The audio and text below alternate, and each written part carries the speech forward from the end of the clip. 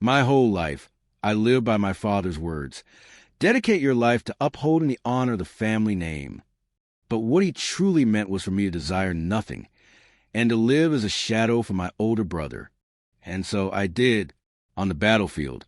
I fought countless enemies for my brother's sake, becoming a weapon for the family. But in the end, it was all for nothing. Cyan Vert, the most devoted assassin of the Vert family, finds himself wounded and gasping for breath on the cold, hard ground. As he struggles, a figure calmly walks towards him. A voice rings out, filled with condescending admiration. One couldn't pay to see such an extraordinary sight. Cyan, despite the gash on his face, glares in the direction of the voice, his teeth gritted with defiance. The voice continues, narrating Cyan's hopeless situation. A lone knight holding his own against the fiercest warriors of the continent. The evidence of his struggle is all around, with the bodies of the continent's so-called fiercest warriors lying defeated at his feet. The mysterious figure sounds impressed, his voice dripping with sarcasm. How marvelous! You are indeed his younger brother. The man, a smug-looking figure with long black hair, looks down on the fallen Cyan, surrounded by his own knights. He relishes the sight of the broken assassin, savoring the moment of his victory. A knight calls out an alarm, confirming his identity. Lord Cyan Vert. But Cyan can only look up, his gaze fixed on his betrayer as he mutters his name with dawning horror. Boris. The man named Boris breaks into a wide, predatory grin, his eyes gleaming with cruel amusement. He has Cyan exactly where he wants him. Even in this state, Cyan demands answers, his voice weak but firm. Who ordered you to do this? In response, a strange, dark energy begins to swirl around Cyan's body. With a great surge, he unleashes a powerful, shadowy aura, a last-ditch effort from the cornered assassin. Boris seems unfazed, offering a sarcastic guess. The Emperor? He recognizes the energy surrounding Cyan, sneering at the display. That vile black mist. Boris seems momentarily pushed back by the force, confirming Cyan's fearsome reputation. So the rumors are true. Cyan stands firm, unleashing the full force of his dark power in a final, desperate explosion of energy. Boris's tone shifts to one of grim satisfaction as he confirms Cyan's allegiance. You're an assassin belonging to the Mist, he declares, branding him an enemy. He elaborates on this judgment, framing the conflict as righteousness versus corruption. The Mist is truly a fog that casts a pall over our order of light. Boris continues to sneer, enjoying his position of power before delivering the final verdict. He declares Cyan's fate. I shall make a report that I quashed a heretical rebel. But Cyan is not one to die quietly. He spits back a threat. By all means, if you still have a mouth to do it with. But I'm warning you now, you're not going to have a single tooth left when we're done. Boris, however, had already planned for such resistance. If you're thinking of escaping by using a secret technique, you can forget about it. As the ground rumbles, he reveals his trump card. I've cast a level 9-star magic barrier here. Cyan is completely trapped. From a distance, an onlooker watches in horror. He knows he has to escape and warn his brother about the conspiracy unfolding before his eyes. Cyan, hearing of the barrier, doesn't despair. Instead, his eyes glow with a furious red energy. Barrier or no, he roars his defiance to the heavens, prepared to unleash everything he has left. I'll raise it all. But just as he's about to unleash his final attack, a new, calm voice cuts through the chaos, ordering him to stop. Enough, Cyan. Boris immediately turns and bows to the newcomer. It's a majestic figure clad in brilliant golden armor, and his arrival changes everything. Cyan freezes, his rage turning to utter confusion at the sight of the person he least expected to see here. His father's words, drilled into him since childhood, echo in his mind. Dedicate your life to upholding the honor of the family name. The words continue, a mantra that defined his existence. For your brother Ishel is the family's honor, and Ishel Vert's success is your success. For his entire life, Cyan was nothing more than a tool for his brother's glory. And there he is, Ishel Vert, the golden child, the family's honor, looking down with cold, indifferent eyes. The dark energy around Cyan wavers as the horrific realization begins to dawn on him. The one behind this was my brother Ishel. The thought shatters his world. Ishel stand before him, the true commander of this operation, with Boris bowing obediently. Everything clicks into place. The crushing weight of the betrayal shatters Cyan's will to fight. His body goes limp, and he collapses to his knees with a thud, his weapon falling uselessly from his grasp. Ishel looks down not with pity, but with a cold, analytical gaze. He speaks, his voice devoid of any warmth. Your eyes tell me you don't understand why I'm here. Before Cyan can even process the situation, Ishel lands a brutal kick, sending his younger brother flying. Stunned and in pain, Cyan looks up at the man he dedicated his life to, his voice trembling. What does this mean, brother? Ishel begins a cold, dismissive speech, as if praising a tool that has outlived its usefulness. You performed your duties well, Cyan. He lists all the things Cyan fought for our family name, for the people, and for me. The final words hang in the air, revealing the depth of his selfishness and sending a shock through Cyan. Ishel continues his cruel monologue, twisting Cyan's life of service into a burden he is now graciously ending. For decades you've shouldered the weight of this duty, and now I'm here to lift that weight. He stands over his fallen brother, a golden god passing judgment on a mere mortal. From your shoulders, death is the release Ishel offers. Clutching his last remaining weapon, Cyan still can't comprehend it, desperately searching for a mistake he might have made. I don't understand, he pleads. Did I do something wrong? Ishel scoffs at the question. Do something wrong?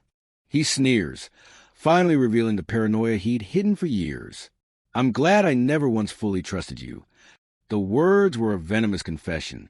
Ishel points to Cyan's power as evidence of his corruption. That sinister fog. You are no longer human. You are now nothing more than a vile murderer.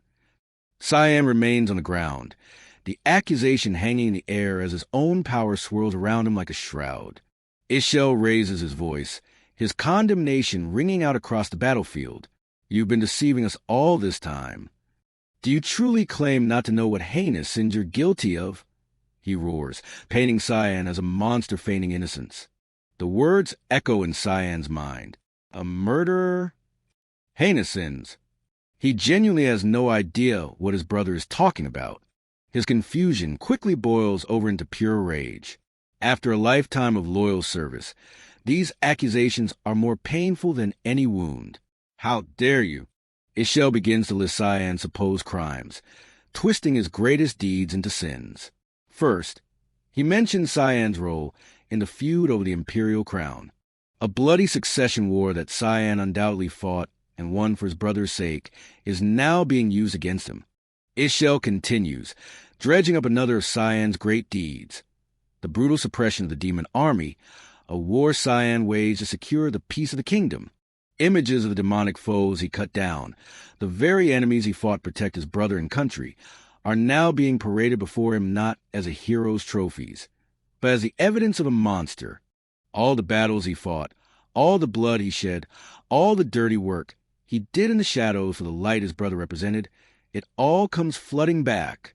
Cyan's silent scream echoes in his own mind. I helped you succeed in everything you started. He was a shadow that created the brilliant sun that was Ishel Vert. He had accepted this role, believing that his brother's success was his own, because dedicating my life to you is also for my own good. The sheer injustice of it all makes him slam his fist into ground, his rage finally boiling over. And now you want to toss me aside? After I worked for you like a dog for 20 years? The betrayal was absolute. With a furious roar, Cyan forces his body to move, unleashing every last ounce of his dark power. He knows this will destroy him, but he doesn't care. As his own life force strips away, he thinks, I don't care if I destroy my own body. There's only one thought left in his mind, a final, desperate attack. I'm going to put my all into this moment. His only goal now is to take his brother down with him. As long as I can destroy you, he roars, as his energy explodes outwards. He becomes a silhouette of pure, vengeful power, facing down the brother who betrayed him and his knights. Even Boris and his men are stunned by the display. Impossible, one of them shouts. How could he still have this much magic left? These powers are beyond human. Through the swirling vortex of his own power, Cyan scoffs at his brother's fear. How laughable! He lays his brother's hypocrisy bare for all to see. You're the supposed great hero of the continent, and yet you're so scared of your own younger brother that you feel the need to kill him. With his final surge of strength, he launches himself forward, screaming a final accusation. Have you no shame? The words hit their mark. For the first time, Ishel's calm expression breaks, and he grits his teeth in anger. Cyan's attack, a whirlwind of dark magic, flies towards his target. Sparks fly as Ishel's holy blade meets Cyan's desperate attack. Steel scrapes against steel as the two brothers are locked in a struggle, with Cyan's dark energy fighting against Ishel's defense. Despite being blocked, Cyan's will doesn't falter. His mind narrows to a single, all-consuming thought, just one hit. He pushes with all his might, his mind focused on a single objective. One hit is all I need. He raises his dagger, pouring the last of his life and rage into this single, final strike. His goal isn't just to injure, but to maim. If I just hit a vital point, that won't be able to heal. But his final, desperate attack is blocked. Ishel meets the blow head-on. Cyan is stunned. He put everything into that attack, but it wasn't enough. His attack didn't fail because of Ishel's strength alone. Boris had cast a defensive spell at the last second, saving his master. Ishel seems annoyed, wanting to finish this himself. With Cyan's attack thwarted and his guard down, Ishel looks at his younger brother with nothing but pity and contempt. Poor fool. And in that moment of vulnerability, Ishel thrusts his sword forward, piercing straight through Cyan's heart. Cyan's enchanted dagger, its light fading with its master's life, clatters to the ground. It's over. As Cyan's life fades, Ishel delivers his parting words, a twisted justification for his fratricide. I was hoping to give you a peaceful send-off. You are my brother, after all, but you had to reveal your true colors. With the sword still lodged in his chest, Cyan coughs, his life and his dark power fading into nothing. Ishel looks at him without a shred of remorse. I recognized your true nature long ago. As he staggers back, his brother's words echo in his mind, the ones that cut deeper than any sword. I'm glad I never once fully trusted you. With a final act of contempt, Ishel kicks his brother, sending his dying body tumbling to the ground. Having done his dirty work, he turns his back without a second glance.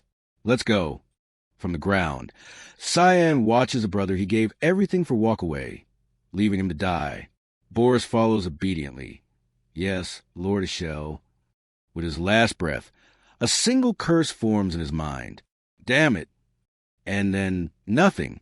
Cyan Vert, the loyal shadow, lies dead on the desolate battlefield. As his consciousness fades into darkness, Cyan realizes the story is over. So this is how it all ends.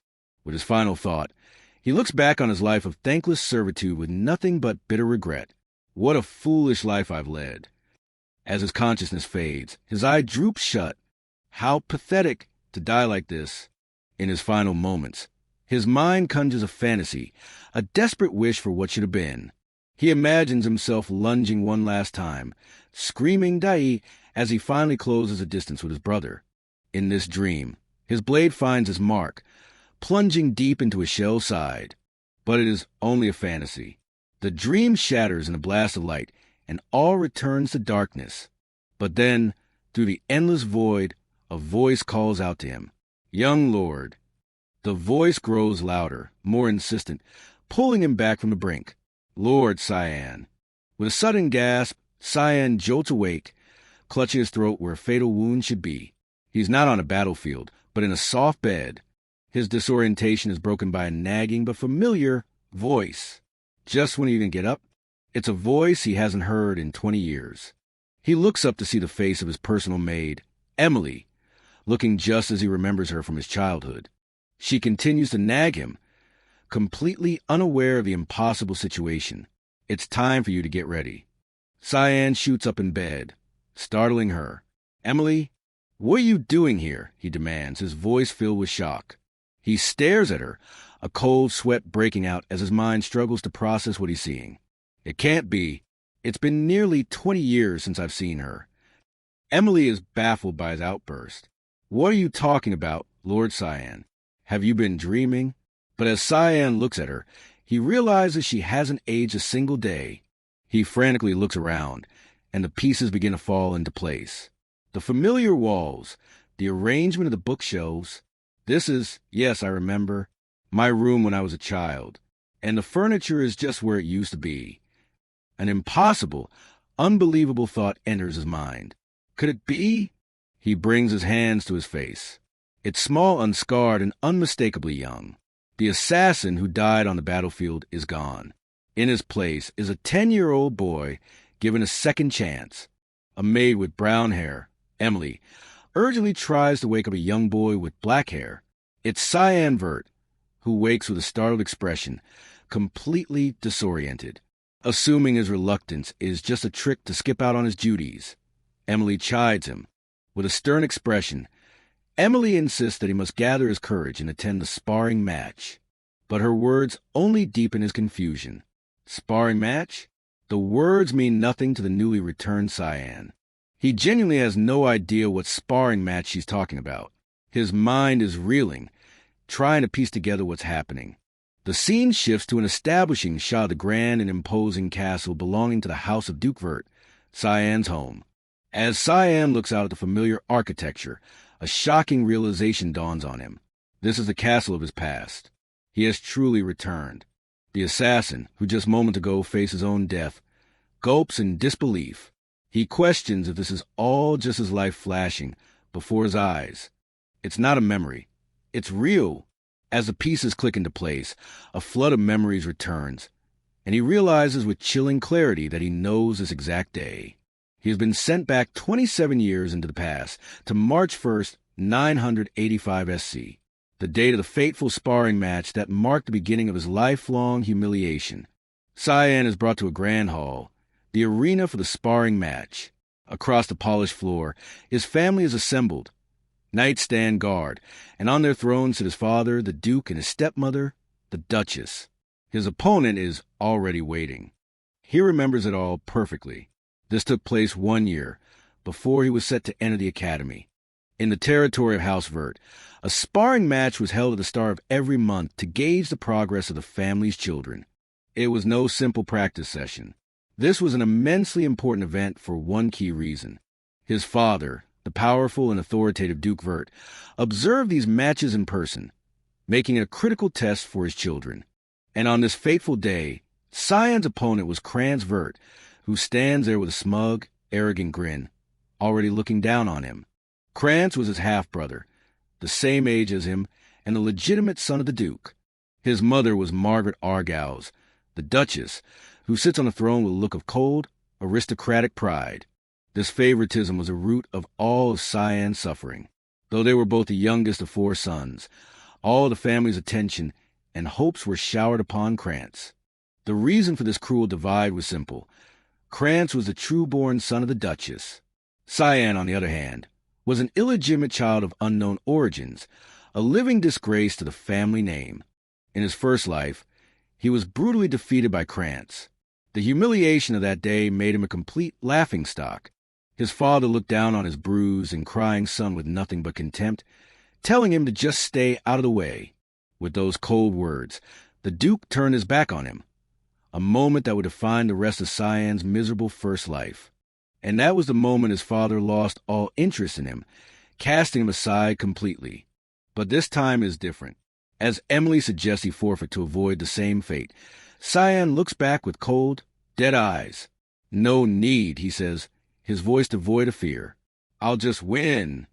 The response leaves his maid utterly speechless. A bead of sweat rolls down his face, a reminder of the physical limitations of his new, small body.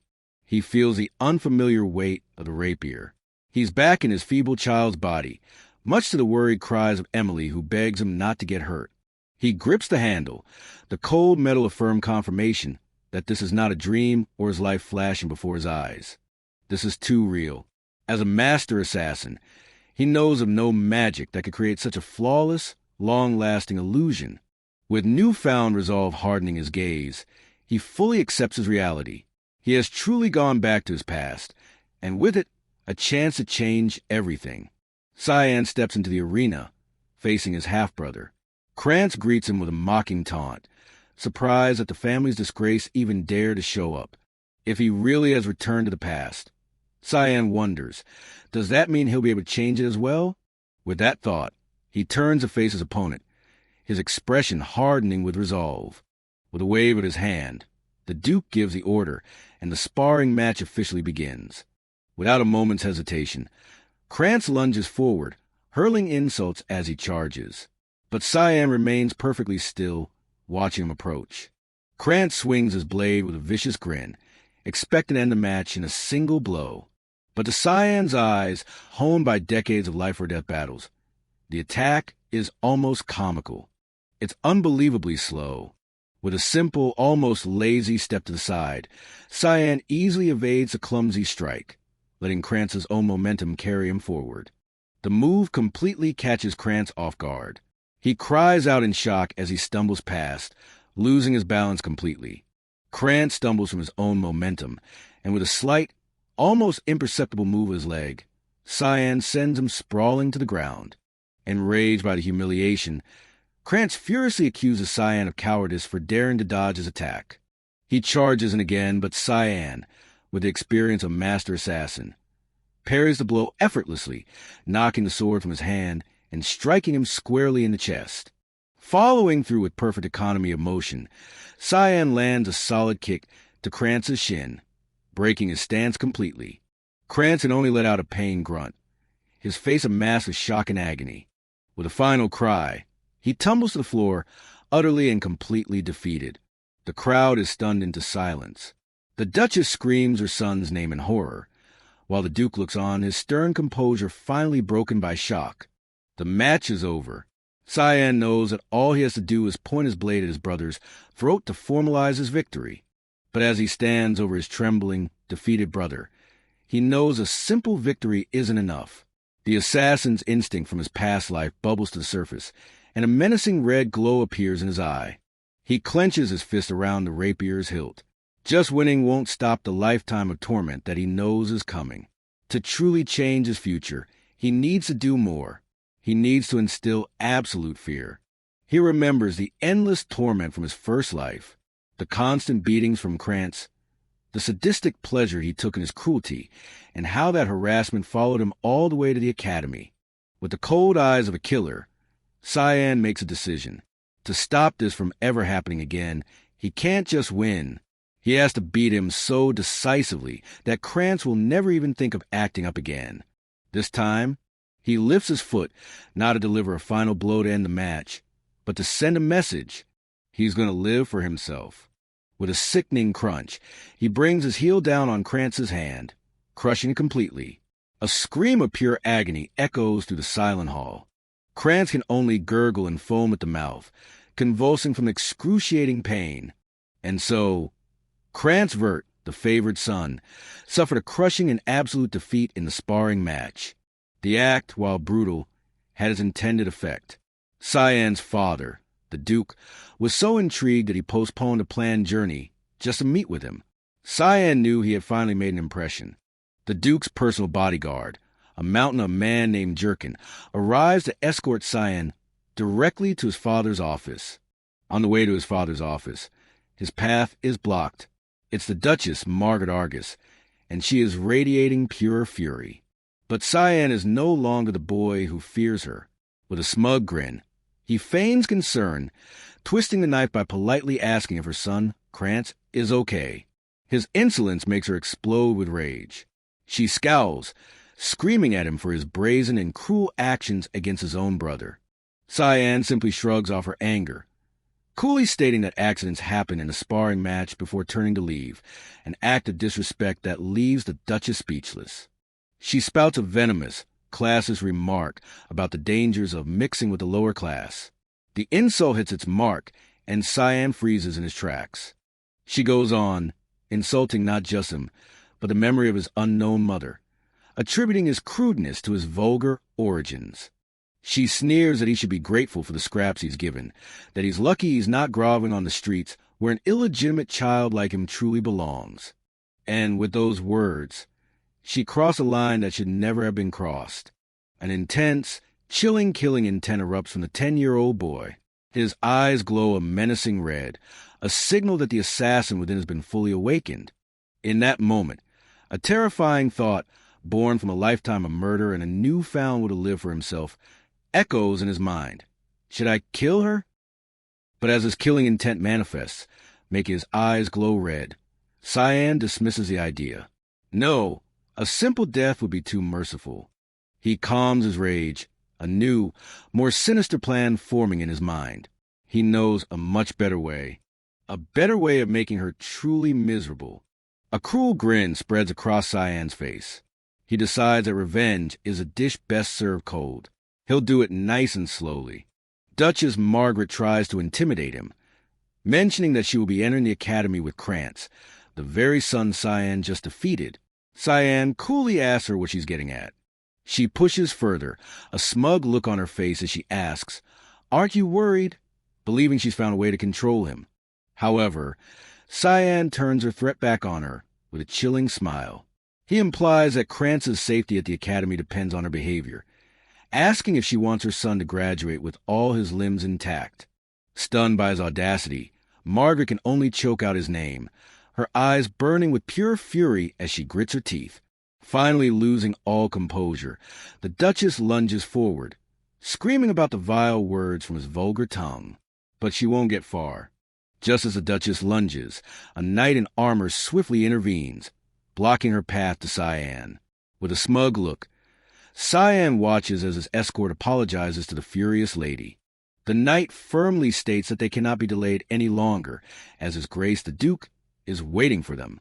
With a steady gaze, the scarred knight holds his ground against the Duchess's fury and excuses himself and Cyan. Left speechless and fuming, Margaret can only watch as they depart, her maid trembling nervously beside her. Cyan glances back with triumphant snicker, reminding his stepmother that the Duke's orders are absolute, and her authority means nothing in this moment. As he's escorted away, Cyan walks with a calm confidence that belies his small stature, a complete transformation from the boy he once was. They arrive at the Duke's office. After a knock, a commanding voice from within tells him to come in. Cyan enters and sees his father, the imposing Duke Vert, standing with his back to him. He begins his formal address. Cyan, the youngest of the House of Vert, stands in your presence, your grace. As he faces a father who had ignored him for most of his first life, Cyan reflects internally that this is the first time they've spoken privately in 15 years. Cyan internally names a man before him, Duke Wyliers Vert. The Duke finally turns, his powerful presence filling the room as he commands Cyan to sit. He is the great Lord of Valias, the western territory of the Wuzif Empire. Cyan recalls his father's reputation. He is called by many the guardian of the continent. He's known as a great hero, gifted with powerful magic and a brilliant mind. He was the one who single-handedly stopped the invasion of the demons, a legendary feat that secured his place in history. He was the man who shouldered a monumental duty that no one had asked him to bear. He carried this burden until his death during the invasion of the Demon King, a future event that only Cyan remembers. To the world, he was a selfless hero whose only wish was for peace on the continent, a duty he upheld until his very end. But Cyan, remembering the cold reality of his past life, knows the public image isn't the full story. His own memory of the man is slightly different. Cyan sits opposite his father, continuing his internal assessment. Duke Vert was a man who had chosen to live his entire life in the service of others, sacrificing himself for the greater good.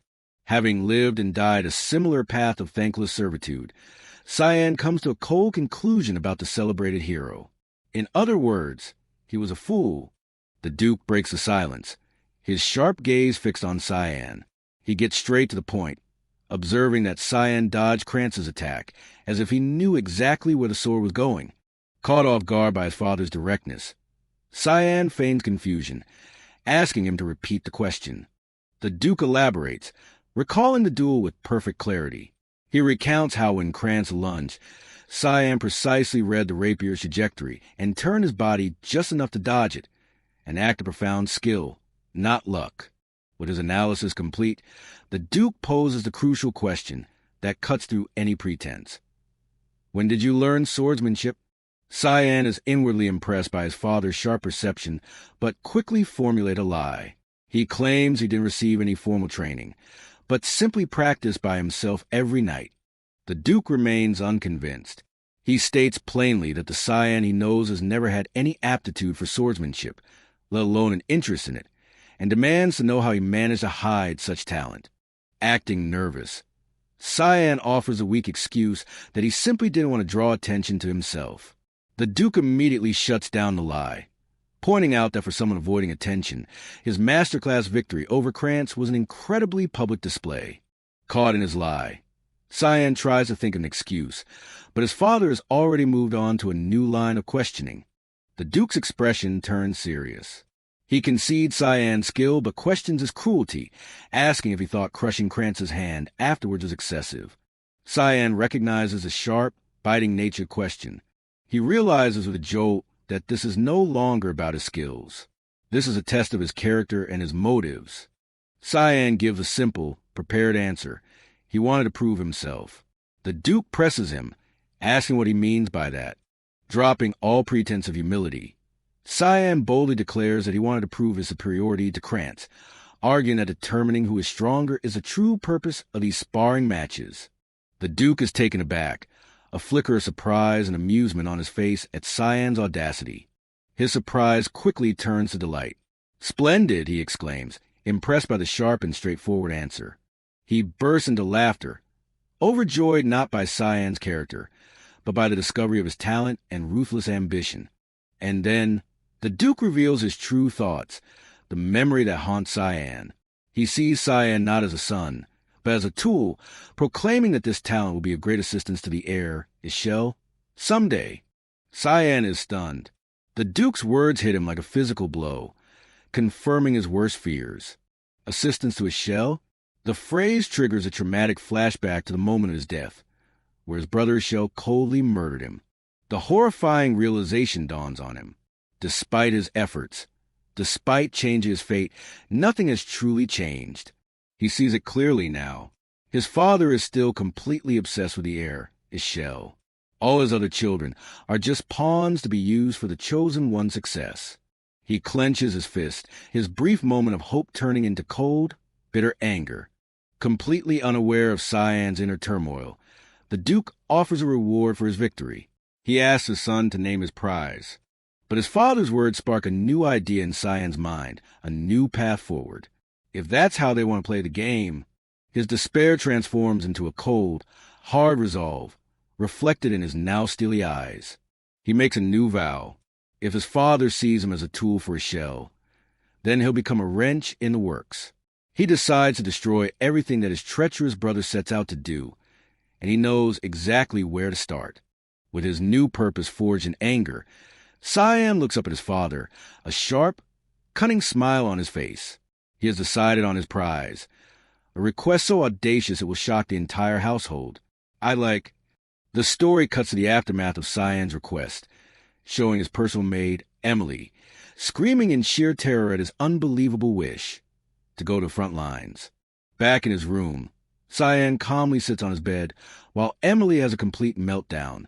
He explains that nothing's been decided, but she's inconsolable, yelling that he's gone mad and doesn't understand the dangers.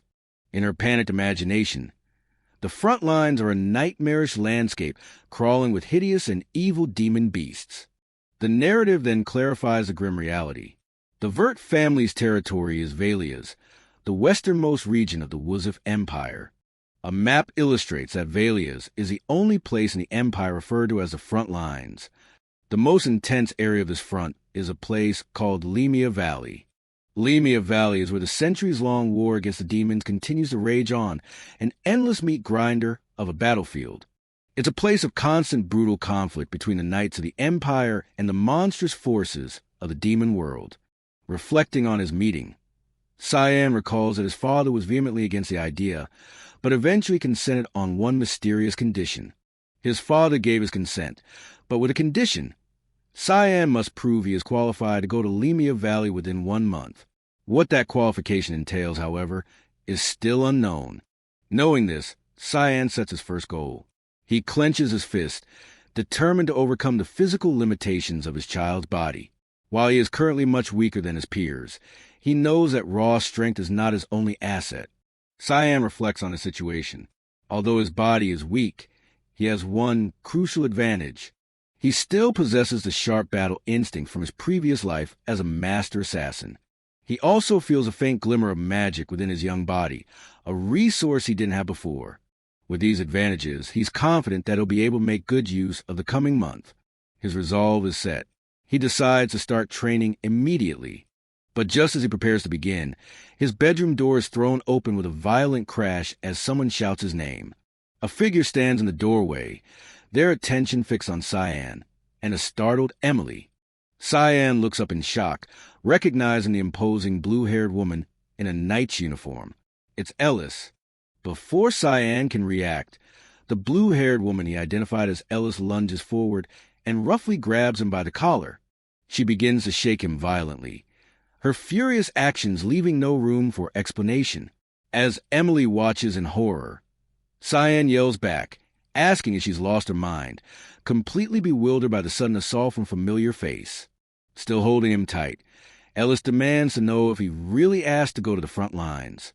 A dizzy Cyan pleads with his dear sis to let him go, revealing their relationship. She drops him unceremoniously. As Cyan's soul comically leaves his body, Ellis scolds him, assuming his victory over Krantz has made him arrogant. She declares that she won't have it. She challenges him to a duel to prove his worth, yelling, "To the rooftop!" The scene shifts to the mansion's rooftop under a starry night sky. Now facing each other with swords drawn, Ellis lays out the terms of their duel. If Cyan can simply withstand her attacks for 3 minutes, she will acknowledge his strength and let him go to the front lines. Cyan sighs, sweating nervously. He doesn't want to fight his sister, and asks if this is really necessary. Ignoring his reluctance, Ellis says she has one question for him, her tone suddenly serious. She looks him dead in the eye and asks the real question behind her aggression. "Cyan, are you interested in carrying on a family name?" Her gaze hardens, and the gravity of her question hangs in the air. This wasn't a test of his strength, but something far more dangerous. And then it clicks. Cyan realizes with a jolt what this is truly about. She thinks his victory and his request to go to the front lines are all a calculated grab for power. She thinks he's making a play for succession. Cyan plainly states that he has zero interest in becoming the heir, hoping to defuse the situation. But Ellis doesn't believe him for a second. Taking his words as a lie, she draws her sword and shouts, "En garde!" Sighing, Cyan reluctantly draws his rapier, annoyed at how exhausting and eventful his first day back has become. Without a moment's hesitation, Ellis lunges forward with incredible speed, closing the distance in an instant. Cyan is stunned by her ferocious speed, barely able to react. Their swords meet with a powerful clang. Despite his weak body, Cyan's assassin instincts kick in, allowing him to block the strike, but the force of the blow sends him flying backward. Ellis is shocked. She can't believe it. It should be impossible for a 10-year-old to block her attack. Gritting his teeth from the impact, Cyan is equally shocked. Is his sister really not going to hold back at all against her own brother, who is 7 years younger than her? Ignoring his thoughts, Ellis immediately presses her advantage, bringing her longsword down in a powerful overhead slash, intending to end the duel instantly. Her mind reels as she processes the impossible. Her internal thought says it all. He just parried her longsword. She trembles with disbelief, stunned that he could parry her heavy longsword with nothing more than a thin rapier. Gritting her teeth, Ellis's shock turns into a menacing grin. Wondering if his success was a fluke, she admits he's better than she expected and decides to get serious. Seeing the look in her eyes, Cyan realizes the situation has just gone from bad to worse. He's screwed. Ellis unleashes her true skill, becoming a whirlwind of steel as she launches a relentless flurry of attacks. Cyan struggles to keep up, his rapier groaning under the force of her blows as he barely manages to parry another strike.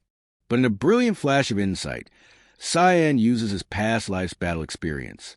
Instead of just blocking, he redirects her blade and slips inside her guard, ending the duel in an instant with his rapier at her throat. Ellis's eyes are wide with pure shock. She's been utterly defeated by her 10-year-old brother, who shouldn't even know how to hold a sword properly. Nothing could have prepared her for this. He lands precisely on the edge of a battlement, his movements fluid and controlled, betraying a level of skill far beyond his years. Cyan reflects on the last exchange. He knows that with his deadly assassin techniques, a slight miscalculation, a failure to twist his sword at the last moment, would have resulted in his opponent's death. He gasps for breath, the strain evident on his face. The fight is taking a toll on his small, underdeveloped body. He knows his family sword style is designed for instant kills. Trying to hold back while being physically outmatched is proven to be an almost impossible task. He's in a desperate race against time, wondering how much longer he can hold out before the promised 3 minutes are up. He's been channeling magic into his sword just to keep up, a desperate measure to make up for his child body's lack of muscle. But he can feel his energy draining fast. He is almost at his limit, but it seems the struggle is mutual. Across the roof, the blue-haired swordswoman is also panting heavily, clearly pushed her edge by Cyan's relentless defense. Realizing she is being pushed back, the blue-haired woman decides to use her trump card, beginning the incantation for a powerful spell. Cyan's eyes widen in shock. He recognizes the scale of the spell she's casting. It's incredibly powerful level 6 star magic. Her blade glows with a brilliant blue light as she unleashes her ultimate attack, Aqua Blade. Cyan can't believe it. This was only supposed to be a test, but the power she's using is enough to kill. Is she serious? He sees her muttering to herself, "I won't lose." He realizes with dread that her competitive spirit has taken over, and her eyes have clouded over with a blind obsession to win. With a lethal spell coming his way, Cyan has no choice but to prepare for the worst, gripping his rapier tightly. In this desperate situation, with his own energy nearly depleted, Cyan decides there's only one thing he can depend on to survive this. He unleashes a swift, dark energy slash of his own as a diversion. Then, instead of retreating, he sprints forward, closing the distance between them for a final, decisive clash. Focusing all his remaining power and skill into his blade, Cyan makes his last stand, desperately hoping his plan will be enough to overcome her attack. But his plea isn't for his attack to succeed. It's a call born of frustration as he thinks, "What's taking so long? Come out." As Lady Ellis prepares to strike him down with her spell, the ground rumbling with her power, Cyan finishes his shout, revealing the true purpose of his desperate charge. He was calling a name. Jerkin. Just as their blades are about to meet, a third party intervenes, shouting for them to stop. A large, bearded man named Jerkin appears, catching both Cyan's rapier and Lady Ellis's enchanted blade with his bare hands, his eye glowing with red energy. The sheer force of the two attacks he nullified erupts into a massive explosion of light that illuminates the city rooftops. With the situation under control, Jerkin turns his cold, unimpressed gaze to the blue-haired woman, addressing her as Lady Ellis. He effortlessly lifts Cyan by the back of his shirt and reprimands Ellis, asking if she thought her use of force was appropriate against her opponent, young Lord Cyan. Hanging in the air, Cyan looks back at Jerkin with a smug grin, his gamble having paid off perfectly. "I thought you weren't coming for a second there," he quips, revealing his entire plan was to cause a scene big enough for Jerkin to stop the fight. As Jerkin's words sink in, Lady Ellis gasps, her mask falling away. The battle-crazed look in her eyes vanishes, replaced by dawning horror, as she realizes not only that she was played, but how close she came to genuinely harming the young lord she was only supposed to be testing. Once she snaps out her trance, Lady Ellis is horrified by her own actions and rushes to embrace Cyan in a tight, apologetic hug, admitting she lost her senses. Sobbing, she explains that her fear of him being sent to the front lines made her so desperate to stop him that she went too far. Cyan, however, simply smiles. He knows his sister's passionate personality well, thinking to himself that it's just like her to give everything her all. He knows her so intimately because this woman is his older sister, Ellis.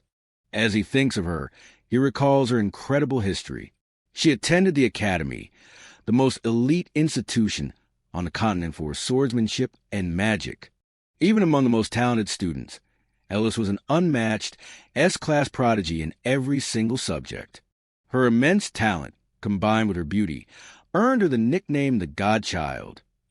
She was a genius of the sword, a true master of her craft. Her potential was so vast that she and their older brother, Ishel, were once hailed as the future guardians of the continent. But as Cyan recalls her brilliant past, he also remembers the grim truth of his first timeline. For all her power and promise, his sister's life came to a premature and tragic end.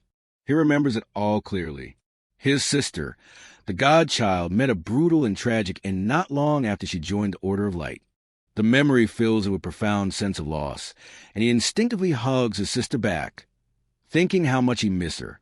Feeling his grip tighten, Ellis is surprised by his uncharacteristic show of emotion.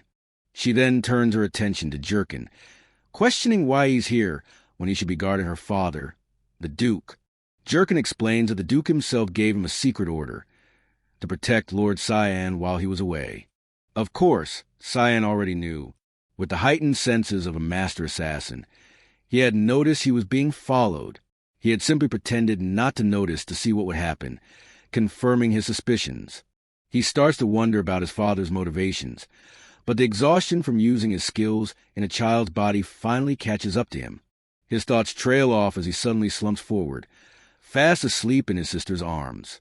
Startled at first, Ellis looks down at her sleeping brother and lets out a gentle, amused chuckle. She holds him close, looking out at the starry night sky. She smiles, thinking to herself that after all that, he's still just a child. The scene transitions, explaining that his sister Ellis had only been visiting to see their father before her graduation. 2 weeks pass. Determined to overcome the weakness of his new body, Cyan has been rigorously training, counting out push-ups through trembling arms. He grits his teeth, forcing his body to its absolute limit as drool and sweat drip onto the floor. Recognizing his desperate need for strength, he had focused solely on exercise for the past 2 weeks. But the results have been deeply disappointing. He collapses after just 10 push-ups, panting on the floor in frustration. He bitterly remembers his previous life, where his powerful physique was one of his greatest weapons. Despairing at his current weakness, he realizes conventional training is too slow. He needs another, faster method to get the power he needs. Right on cue, his personal maid, Emily, appears at the door, announcing that a package from Lady Ellis has arrived. Cyan's gloomy mood vanishes instantly. "It's here!" he exclaims, recognizing the package he'd been waiting for. Emily holds out the vial, barely containing her disgust at its horrific smell. But Cyan knows exactly what this is. Hellhound's blood. He had cleverly taken advantage of his sister's guilt over their sparring match to have her acquire the rare and dangerous ingredient for him. He internally recites the details of the rare item. Hellhound's blood can only be obtained from the dangerous Lemia Valley. It is a substance harvested from ferocious, fiery demonic beast. He's pleased to find out that the rumors of it being available on the black market were true, as that's likely how Ellis was able to acquire it for him. For any normal person, the blood of a demon beast is considered poison, thanks to its horrific smell and the searing pain it causes when consumed. Without a hint of hesitation, Cyan pours the thick, bubbling liquid into a bowl. By all reasonable definitions, the substance is a poison, but Cyan, with the knowledge from his past life, knows its true effect. It grants a permanent, massive boost to one's physical and magical abilities. Emily is terrified, asking if he really intends to drink it. With a dark, determined smile, Cyan lifts the bowl and assures her he'll be fine. He tries to reassure her with a morbid joke, quipping that he's the only person who ever learned to stomach her cooking. To prove his point, he starts to drink the potion, his mind deliberately conjuring the memory of the very first dish she served him. He vividly remembers her first attempt at mushroom soup, a concoction so awful he thought his heart had stopped. With that traumatic taste fresh in his memory, he begins to chug the entire bowl of Hellhound's blood. He finishes his thought while picturing Emily's ghastly purple soup. Compared to that monstrosity, the hellhound's blood is... He slams the empty bowl down, the last drops consumed. Absolutely delicious, he roars, his eyes glowing with manic power. His maid, Emily, can only look on, disgusted. The potion's power immediately surges through him. He abruptly calls out to a flinching Emily. With a menacing glance, he announces he's going for a walk, his inner thought revealing his true intent, to test the effects of the potion. He makes his way into the woods surrounding the estate. This is another place he remembers well from his past life, a spot he hasn't visited in a long time. He stands on a hill overlooking his family's home, reflecting that he's been waiting 2 full weeks for this very day. It's the one day his guardian, Jerkin, leaves to give his report, giving him the perfect window of opportunity.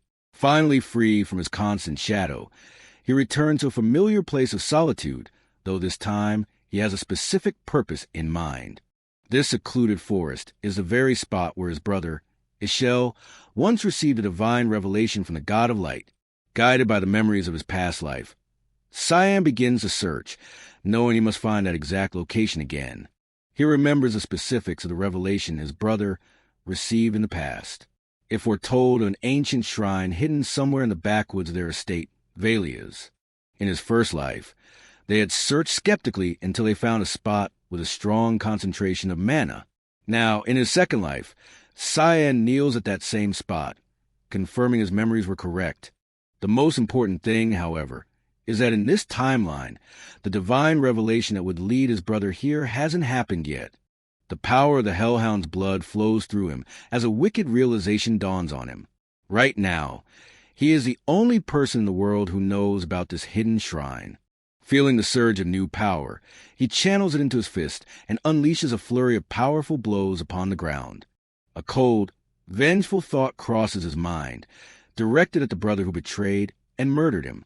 He grins, savoring the knowledge that he is about to steal a pivotal piece of his brother Ishel's destiny right out from under him. The earth itself cracks and shatters under the force of his magically enhanced assault. Finally, the ground gives way completely, revealing a hidden stone staircase that leads down into the darkness of the forgotten shrine. Peering into the entrance, a confident smirk on his face, Cyan is ready to take his first real step on his new path to power. The game has begun. Cyan Vert makes his way down a long, winding staircase carved into the stone, venturing deeper into the subterranean passage. His thoughts drift to the nature of this mysterious place, a location holding deep historical significance. He recalls the ancient history of this land, from a time before the great war between gods and demons 300 years ago. It was a cataclysmic event that wiped all prior history from the land, leaving behind only ruins and forgotten memories. And this specific location, lost to time, was once a hallowed ground, a shrine dedicated to the god of light, Lumindal. As he reaches the bottom, the cavern opens up, revealing the breathtaking sight of the ancient, ruined shrine, bathed in a mysterious light. Cyan is astonished. He can't believe that such a monumental and sacred place was hidden right in his own family's backwoods all along. His gaze is then drawn toward the heart of the shrine, where a single ornate sword rests on a pedestal, glowing with a brilliant divine light. There it is. Cyan recognizes a legendary blade he had come to find. This ornate and powerful blade is Duran Dark, the master of this shrine. With a flash, it releases a pulse of energy. Cyan recalls the history of the blade. Long ago, the demon army occupied the human territory of Valia's. At first, the humans stood no chance, as they were no match for the overwhelming power of the demons. But the tide of war turned with the unearthing of powerful ancient relics, which came to be known as the weapons of the gods. Armed with these divine artifacts, humanity was able to fight back, and a swift, decisive victory was finally rewarded to them. The most famous of these relics was Duran Dark, a holy sword personally blessed by Lumindal, the god of light himself. It was one of the most crucial and powerful weapons used to finally drive the demon army from the lands of men.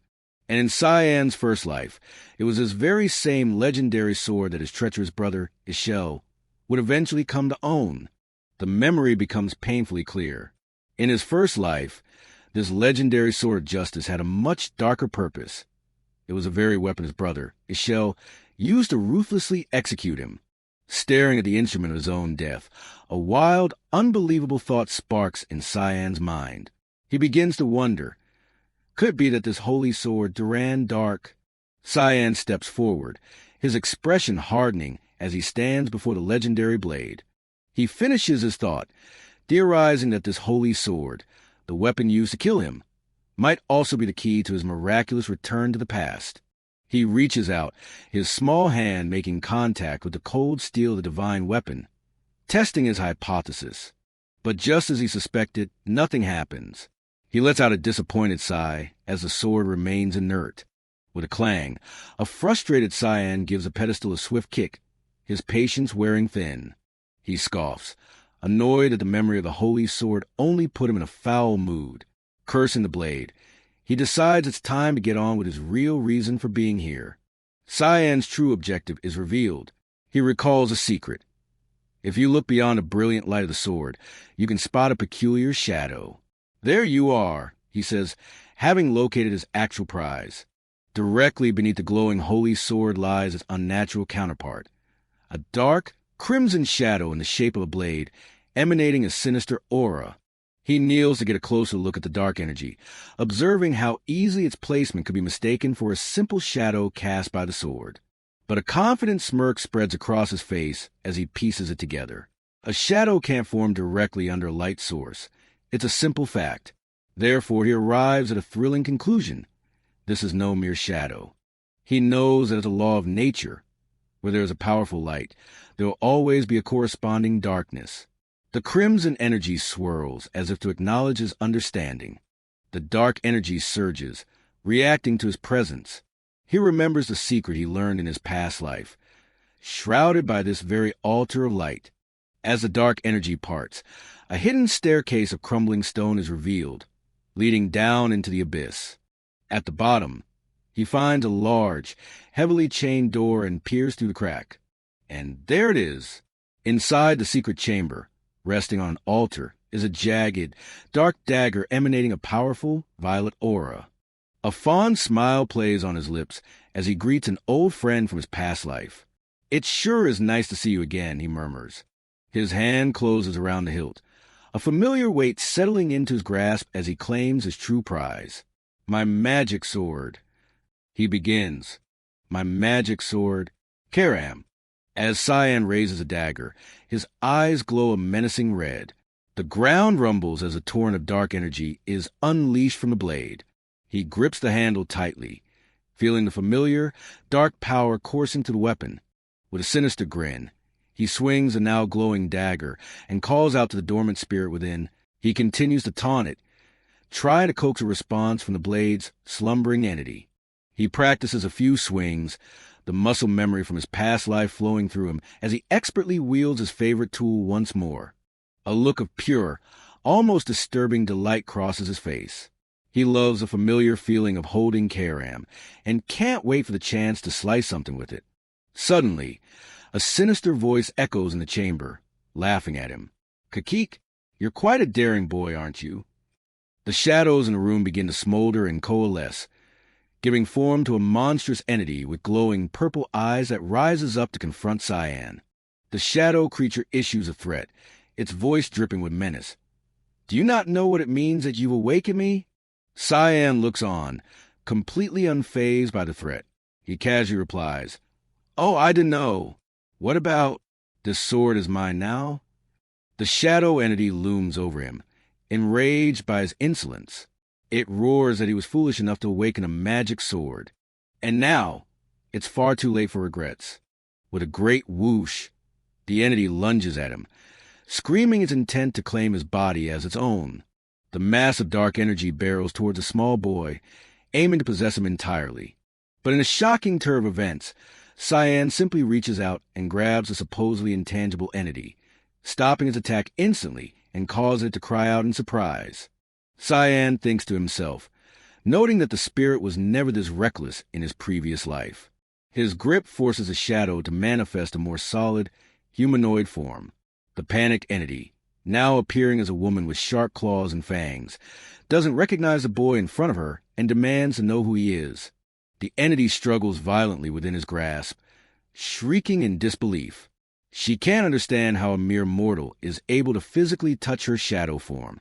With his eyes glowing a menacing red, Cyan gives a dominant, sinister grin. "I told you, Karam," he says, his voice cold and firm. "You belong to me." The entity, Karam, struggles against his grip, her sharp nails failing to break his hold. Breaking free, she curses him and launches a furious slash with her claws. But her attack is useless.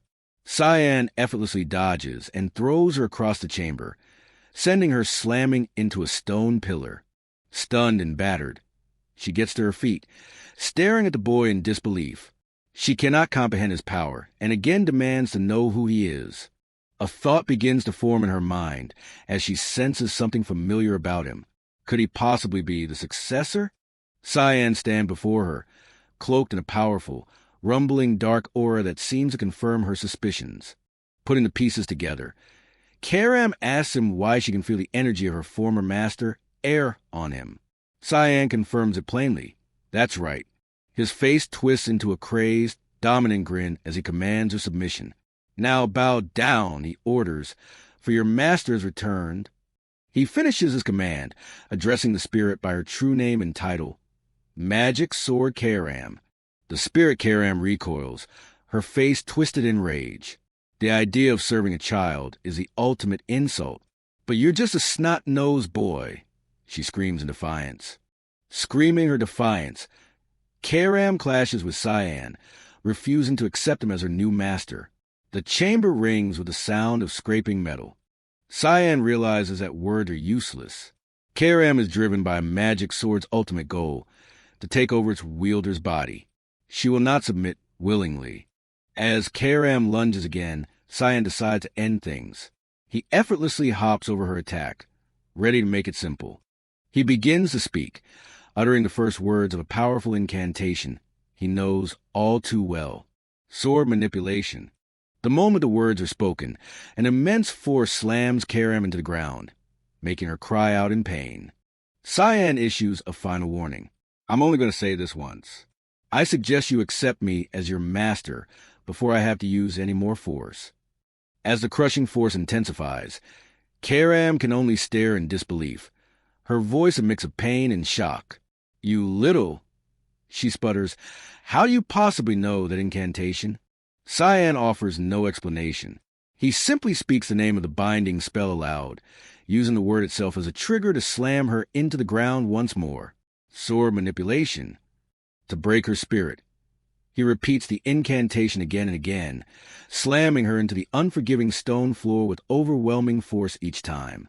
Looking down at her broken form, he taunts her, "How about now?" Finally, she relents, sputtering out a grudging submission. All right, I submit, you little." But that isn't good enough for Cyan. As he begins to utter the incantation one more time, Karam panics and screams a proper surrender. "I submit, master." His goal accomplished, Cyan turns his attention to the exit. He has got what he came for. He realizes he's been away for too long, and decides it's time to head back. With his new companion, the magic sword Karam, now fully tamed, he prepares to leave the secret chamber. Suddenly, a cheerful voice emanates from the dagger. It's Karam, overjoyed to be free. I can't remember the last time I breathed outside air." She manifests in a new, smaller form, a fiery wisp of shadow with a wide grin. She zips through the air, exclaiming, "It's exhilarating!" Now that she's bound to him, Karam asks her new master what she should call him. He answers plainly, "Cyan." Karam is skeptical. "Cyan? Never heard of you before," she says, unimpressed. She still can't believe it. "You're telling me Air really chose a kid like you?" Cyan confirms her suspicion with a shocking revelation. "Yeah," he says calmly.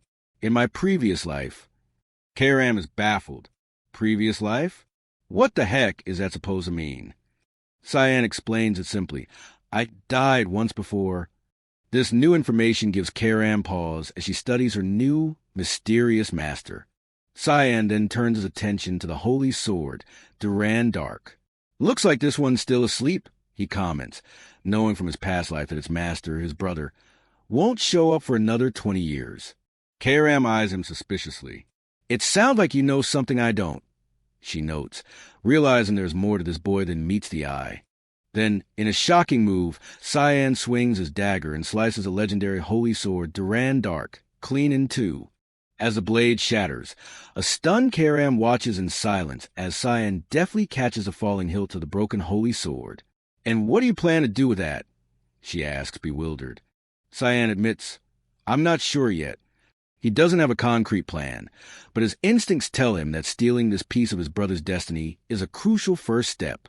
A sinister grin spreads across Cyan's face, his eyes glowing red with dark amusement. While Kairam looks on nervously, he examines the glowing pommel of the shattered holy sword. He may not have a specific plan for it yet, but he knows one thing for sure. It's going to make things very interesting later. On a dusty, desolate road, a horse-drawn carriage makes its way forward, the sound of hoofbeats echoing to the barren landscape.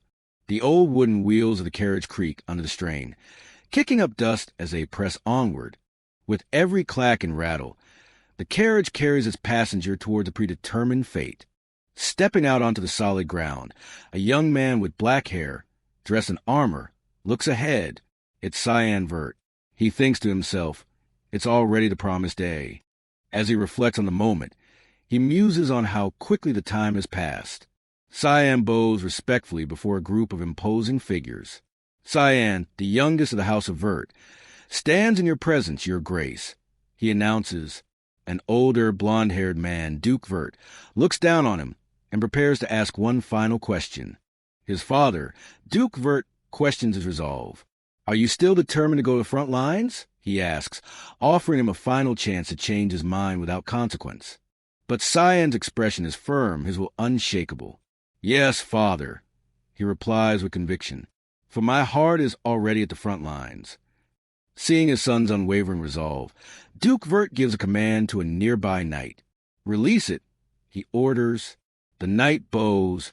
"Yes, your grace," acknowledging command to proceed. The knight then turns, unfurling a scroll as he prepares to carry out the Duke's order. Cyan watches the knight, his eyes widening in realization. He wonders, a magical scroll? Is he going to summon something? Just as he suspects, a complex magical sigil glows with intense red energy on the surface of the scroll. A deep, resonant vroom fills the air as the magical energy is unleashed, warping the space before them. In a vortex of fire and red lightning, a monstrous form begins to materialize in the summoning circle. With a heavy thud, a massive, clawed foot slams into ground, cracking the earth beneath its weight. The air vibrates with a low growl as the creature fully emerges, wreathed in untamed, magical flames. Cyan faces the beast without flinching. It's a hellhound, its mane ablaze and its eyes glowing with malice. He calmly identifies the monster, a low-level demon beast from Lemia Valley. This is a test. Unfazed, Cyan draws his sword. The sharp clink of steel serves as his answer to the test, declaring he is ready for battle. His hand grips the hilt, a perfect synthesis of knight and weapon. He holds his stance, his absolute resolve now on display for his father and the other knights to witness. As Cyan stands ready, his father and the other knights look on, their expressions grim and serious. Duke Vert's voice is stern, reminding his son that a warrior's words come with heavy responsibility. "If you are indeed resolute about going to the front lines," the Duke proclaims, "prove it through this trial." The scene shifts to 3 days earlier. A hardened warrior with a scar across his face hears of the upcoming trial. His hand instinctively clenches around the hilt of his sword, his mind processing the weight of the word trial. He's surprised when a young boy approaches him with an unexpected request. "You want to spar with me?" The scarred man asks in disbelief. It's a much younger Cyan. He explains, "Only 3 days remain until the day set by my father. I can't just practice by swinging at the air, can I?" With a hopeful look, young Cyan makes his plea directly. "I need some real experience. Can you help me?" The warrior hesitates, sweating slightly. He suggests a more suitable partner. If you want to spar, shouldn't you do it with someone closer to your age, like Lord Krantz? But Cyan has his reasons for choosing this specific warrior, though he can't quite articulate them. I don't know why. But Krantz keeps avoiding me, Cyan explains, remembering how his brother now runs away from him in fear. The scarred warrior clears his throat, understanding the boy's predicament. He finds himself in a difficult position. Seeing the young lord's insistence, he finally relents. Well, if you insist, my lord. However, he draws his weapon, but holds it sheathed. I shall only use my scabbard. I'll focus on defending, the warrior clarifies. So please attack as much as you like. Cyan is grateful. Thank you, Jerkin. As he readies his own blade, he adds, Oh, and I have one more request. Suddenly, Cyan's demeanor shifts. His eyes glow a menacing red as he glares at Jerkin. You will not tell father a single word about what happens during our sparring. His voice drops, cold and absolute. That's an order. Jerkin stares, momentarily speechless. The young lord's innocent request has just become a chilling command, and the boy's entire presence has shifted. Without a moment to process the order, Jerkin raises his guard just as Cyan explodes from his stance, swinging his sword in a fearsome arc. Cyan's training sword crashes against Jerkin's scabbard with powerful clang, the impact echoing through the courtyard. The force is so unexpected that the veteran warrior is forced to skid backward to absorb the blow. Jerkin's arm throbs from the single strike.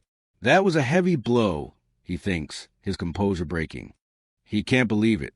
Impossible. How is a 10-year-old able to deliver such blows? But Cyan doesn't give him a moment to recover, pressing his attack with another swift swing of his sword.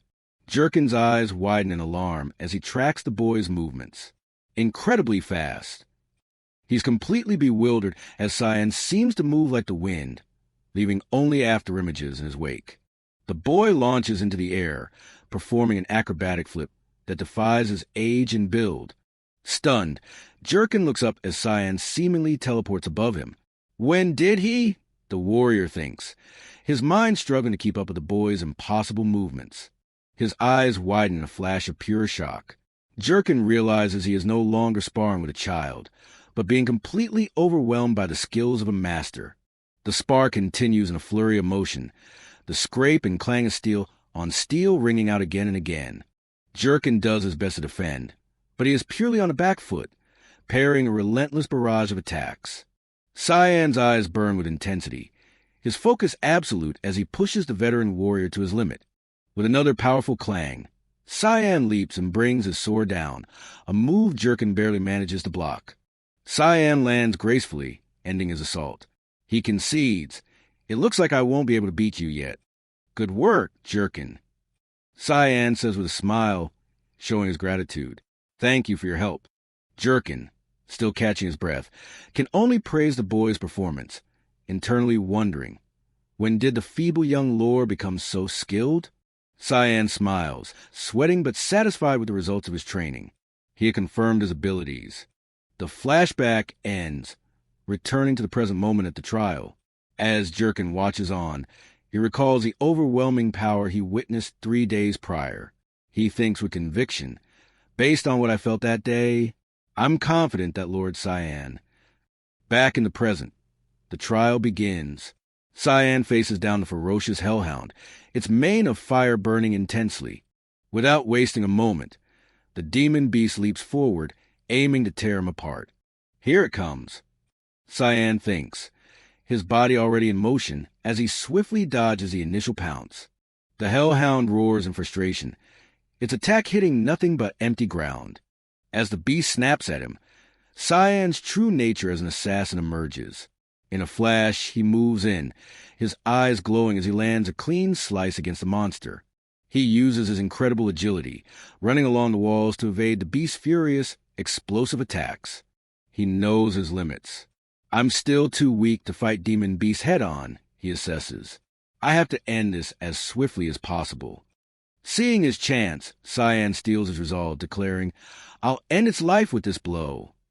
He prepares his blade, channeling his strength and skill into a single, decisive strike. His attack connects, striking the hellhound's head with powerful precision. Following through with his attack, Cyan flips gracefully through the air, his strike finding its mark. With a final, sickening thud, his sword pierces a hellhound's skull, and the beast collapses, its life extinguished. The knights who were observing the trial can only stare in stunned silence, unable to believe what they just witnessed. The mysterious white-haired man, however, simply grins. The outcome was exactly as he expected. Cyan stands over the dead beast, its magical fire now gone. A single thought crosses his mind. What a waste. He laments the loss of several bottles worth of valuable demon beast blood, a resource only his assassin self would recognize. He pulls his sword free, deciding against the strange act. But I don't want to risk everyone thinking I'm a weirdo, he muses, making a mental note to start carrying a cup. His father, Duke Vert, begins to applaud, his voice booming with pride. Magnificent, Cyan. The Duke turns, his voice filled with newfound respect. You've proven yourself worthy of going to the front lines. Cyan formally gives his thanks, his path to the battlefield now officially open. As the trial ends, a swirl of dark energy appears beside Cyan, and a voice calls out, "Hey, Master." A small, fiery spirit emerges, looking annoyed. "Do you take me for a kitchen knife or something?" it complains. Cyan calmly replies, "No, you're a magic sword." "Why?" The spirit snaps in frustration. "Then why don't you use me?" it demands, revealing its true nature. "I need blood for power." It throws a tantrum over the dead hellhound, crying theatrically, "Please, let me have just one sip." Cyan simply watches, unfazed. "You have nothing to worry about," Cyan says, his voice holding a deeper meaning as the spirit zips past. A sinister grin spreads across Cyan's face as his weapon glows with dark energy. "I'm going to be using you a whole lot soon," he promises. The battles to come will provide more than enough sustenance for his blood-hungry blade. All it has to do is wait. But the impatient spirit gets the last word, yelling, "Then you should have woken me up then." On a war-torn battlefield, the brutal roar of an ogre echoes as it swings its crude weapon, a harbinger of the bloody conflict underway. The chaos intensifies as a lookout spots another wave of enemies, his voice filled with panic as he screams a warning. Ogres! Ogres toward the northwest. A commander with blonde hair rings a bell, signaling new orders. He commands his troops to get into formation to quickly annihilate the approaching horde. His voice is filled with cold fury as he gives a merciless final command to his knights. "Let not even one survive." Responding to command, another knight orders the activation of a large-scale technique. The soldiers raise their glowing swords in unison, chanting, "Discharge restraints of salvation." As they complete the incantation, a massive, holy magic circle materializes in the blood-red sky, shining down upon the terrified horde of ogres.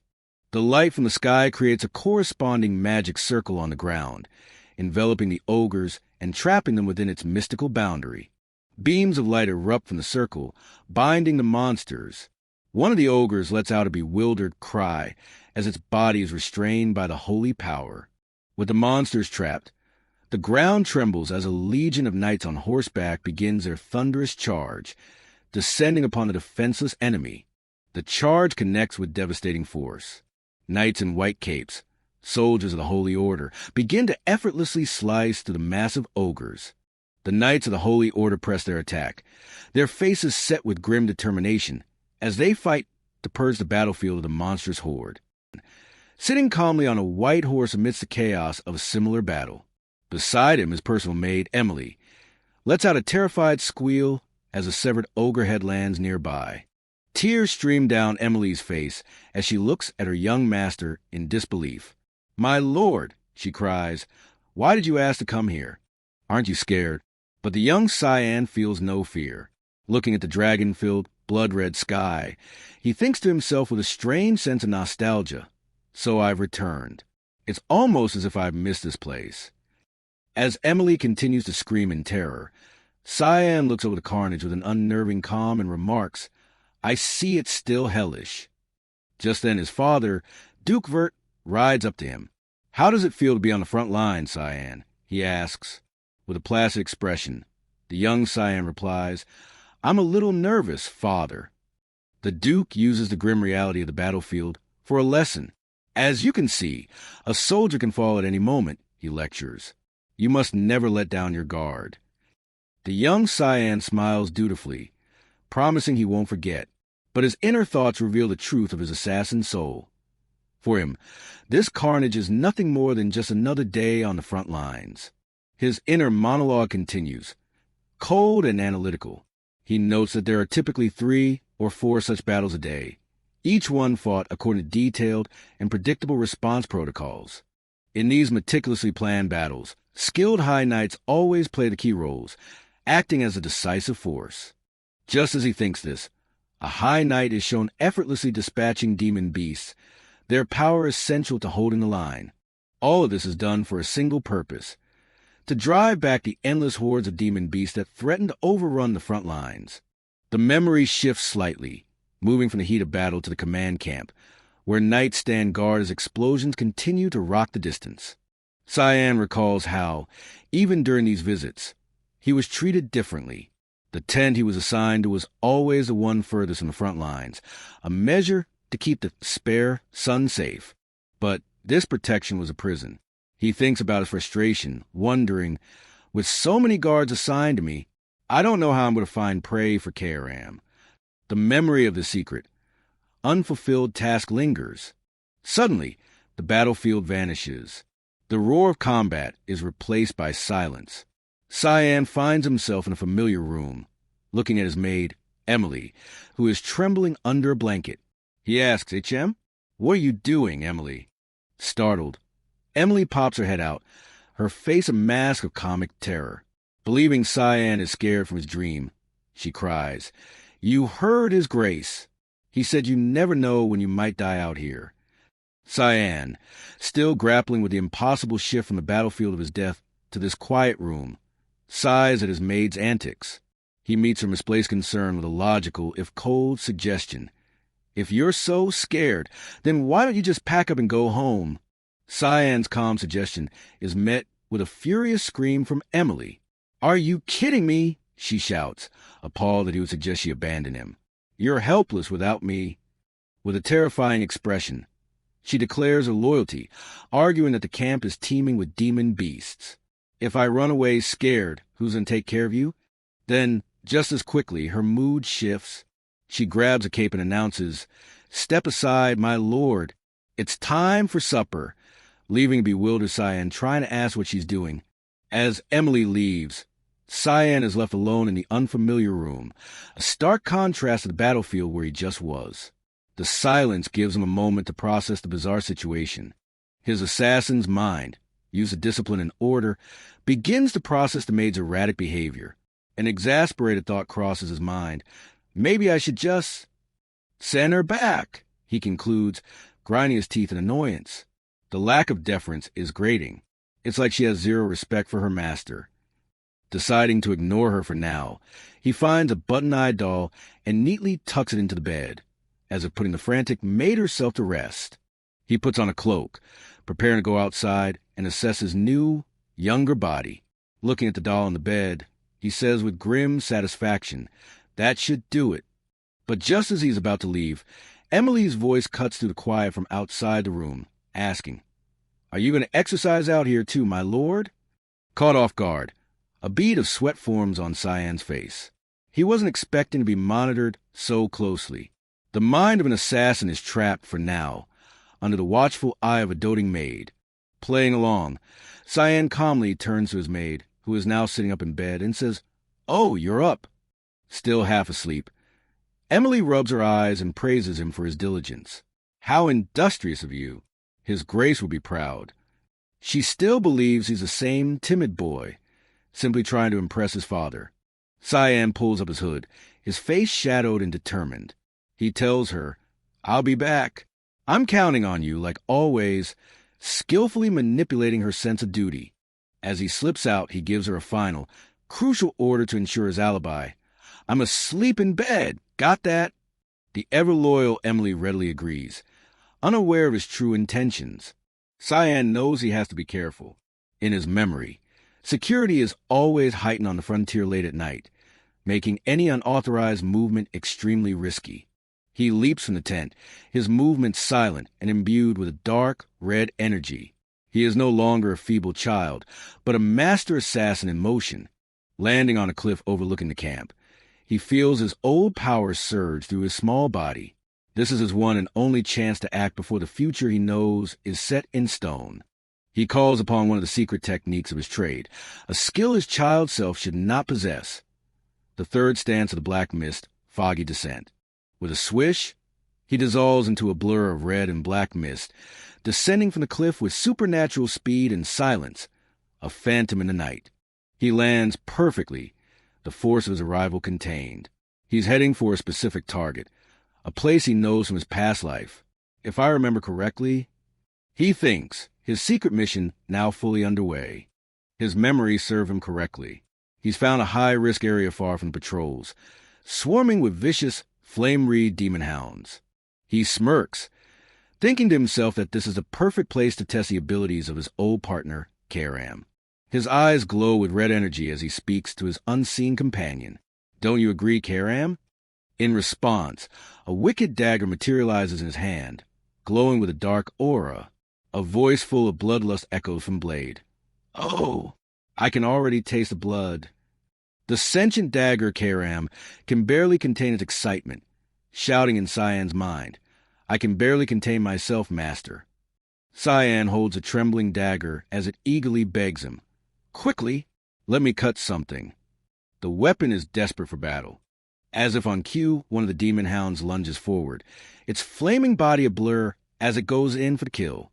The hound closes the distance in an instant, its glowing red eyes fixed on the small, cloaked figure Cyan. A cold smile plays on Cyan's lips. This is the moment he's been waiting for, a chance to feel alive again. He gives his eager weapon the words it longs to hear. Very well, Karam. The boy's body and the ancient weapon move as one. Launching himself at the beast with breathtaking speed, the joyous shout of Predator finally let off its leash echoes in the night. Cut away. His face is a mask of manic glee, his glowing red eyes wide with excitement. He has been waiting for this moment of release. He moves like a phantom, his first strike a blindingly fast swish of red energy that tears to the first demon hound. Even in his child's body, his eyes are those of a veteran killer, focused and lethal as he flows into his next attack. To deal with the rest of the pack, he unleashes another of his signature techniques, Misty Blade, Foggy Tempest. He becomes a whirlwind of death, his blade slicing to flaming beasts in a flurry of crimson arcs. The Foggy Tempest is a perfect storm of slices, cutting the entire pack to pieces before they can even react. With the battle over in an instant, Cyan drives his dagger into body of the lead hound, finishing it off. Then, in a grotesque ritual, he uses a spigot to tap the monster's fresh blood directly into a wooden mug. He raises the mug and takes a sip. This is not for him, but for his partner. This is how the sentient dagger, Karam, feeds. A voice of pure satisfaction echoes from the dagger. Ah, that hits the spot.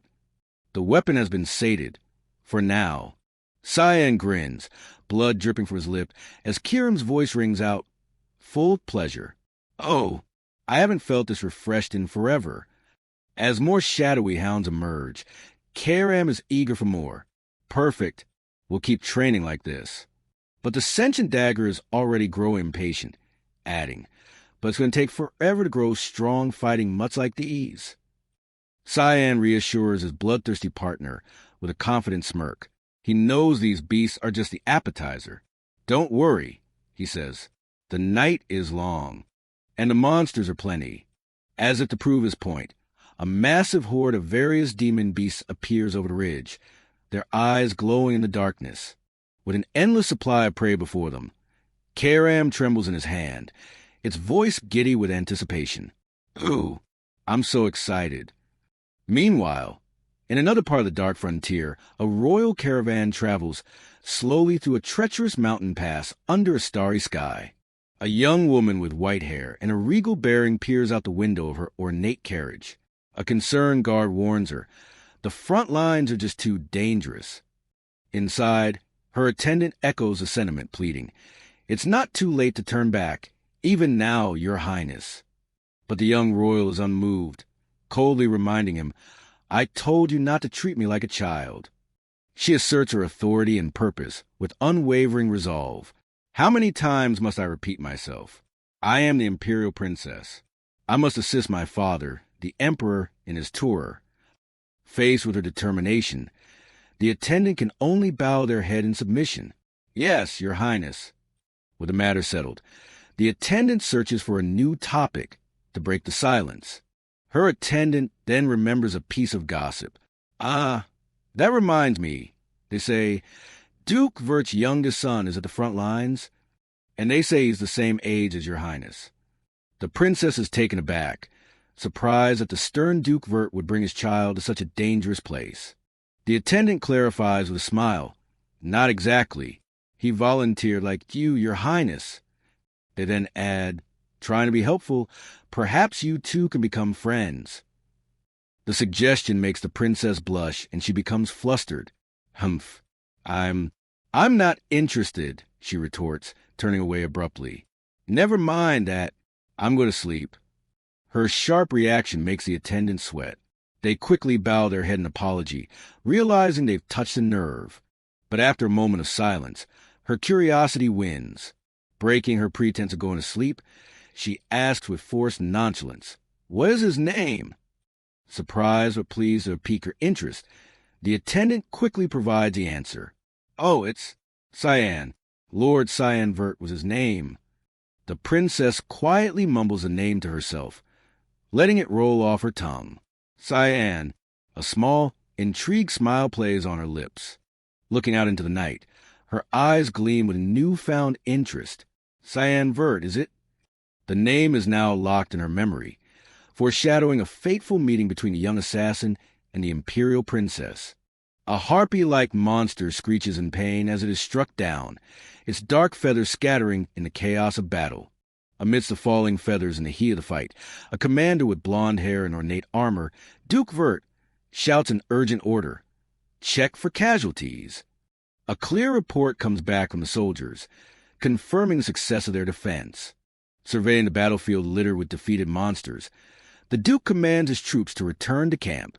His order is met with a resounding, Yes, Your Grace. The Duke looks on with a pensive expression, seemingly lost in thought as he observes the aftermath. A warrior's armored boot rests on the head of a vanquished creature, wiping the blood from their blade. The fight is over. The young, black-haired warrior, Cyan Vert, finally lets out a sigh of relief, sheathing his sword as he stands over his kill. The Duke approaches him. With a questioning gaze, he asks Cyan, Have you adjusted to life on the front lines? Cyan meets his father's gaze and replies with maturity that surprises the Duke, who admits he expected the boy to want to go home almost immediately. Hearing his son's unexpectedly strong resolve, the Duke's stern demeanor softens into a look of pure fatherly pride. He commends Cyan for his endurance, his voice filled with a rare and deep admiration. Cyan is left utterly speechless by his father's praise, his mind reeling as he tries to process the unexpected show of affection. The Duke turns to leave, his cape sweeping behind him as he gives his son an order. He has something important to discuss and expects Cyan at his barracks early the next morning.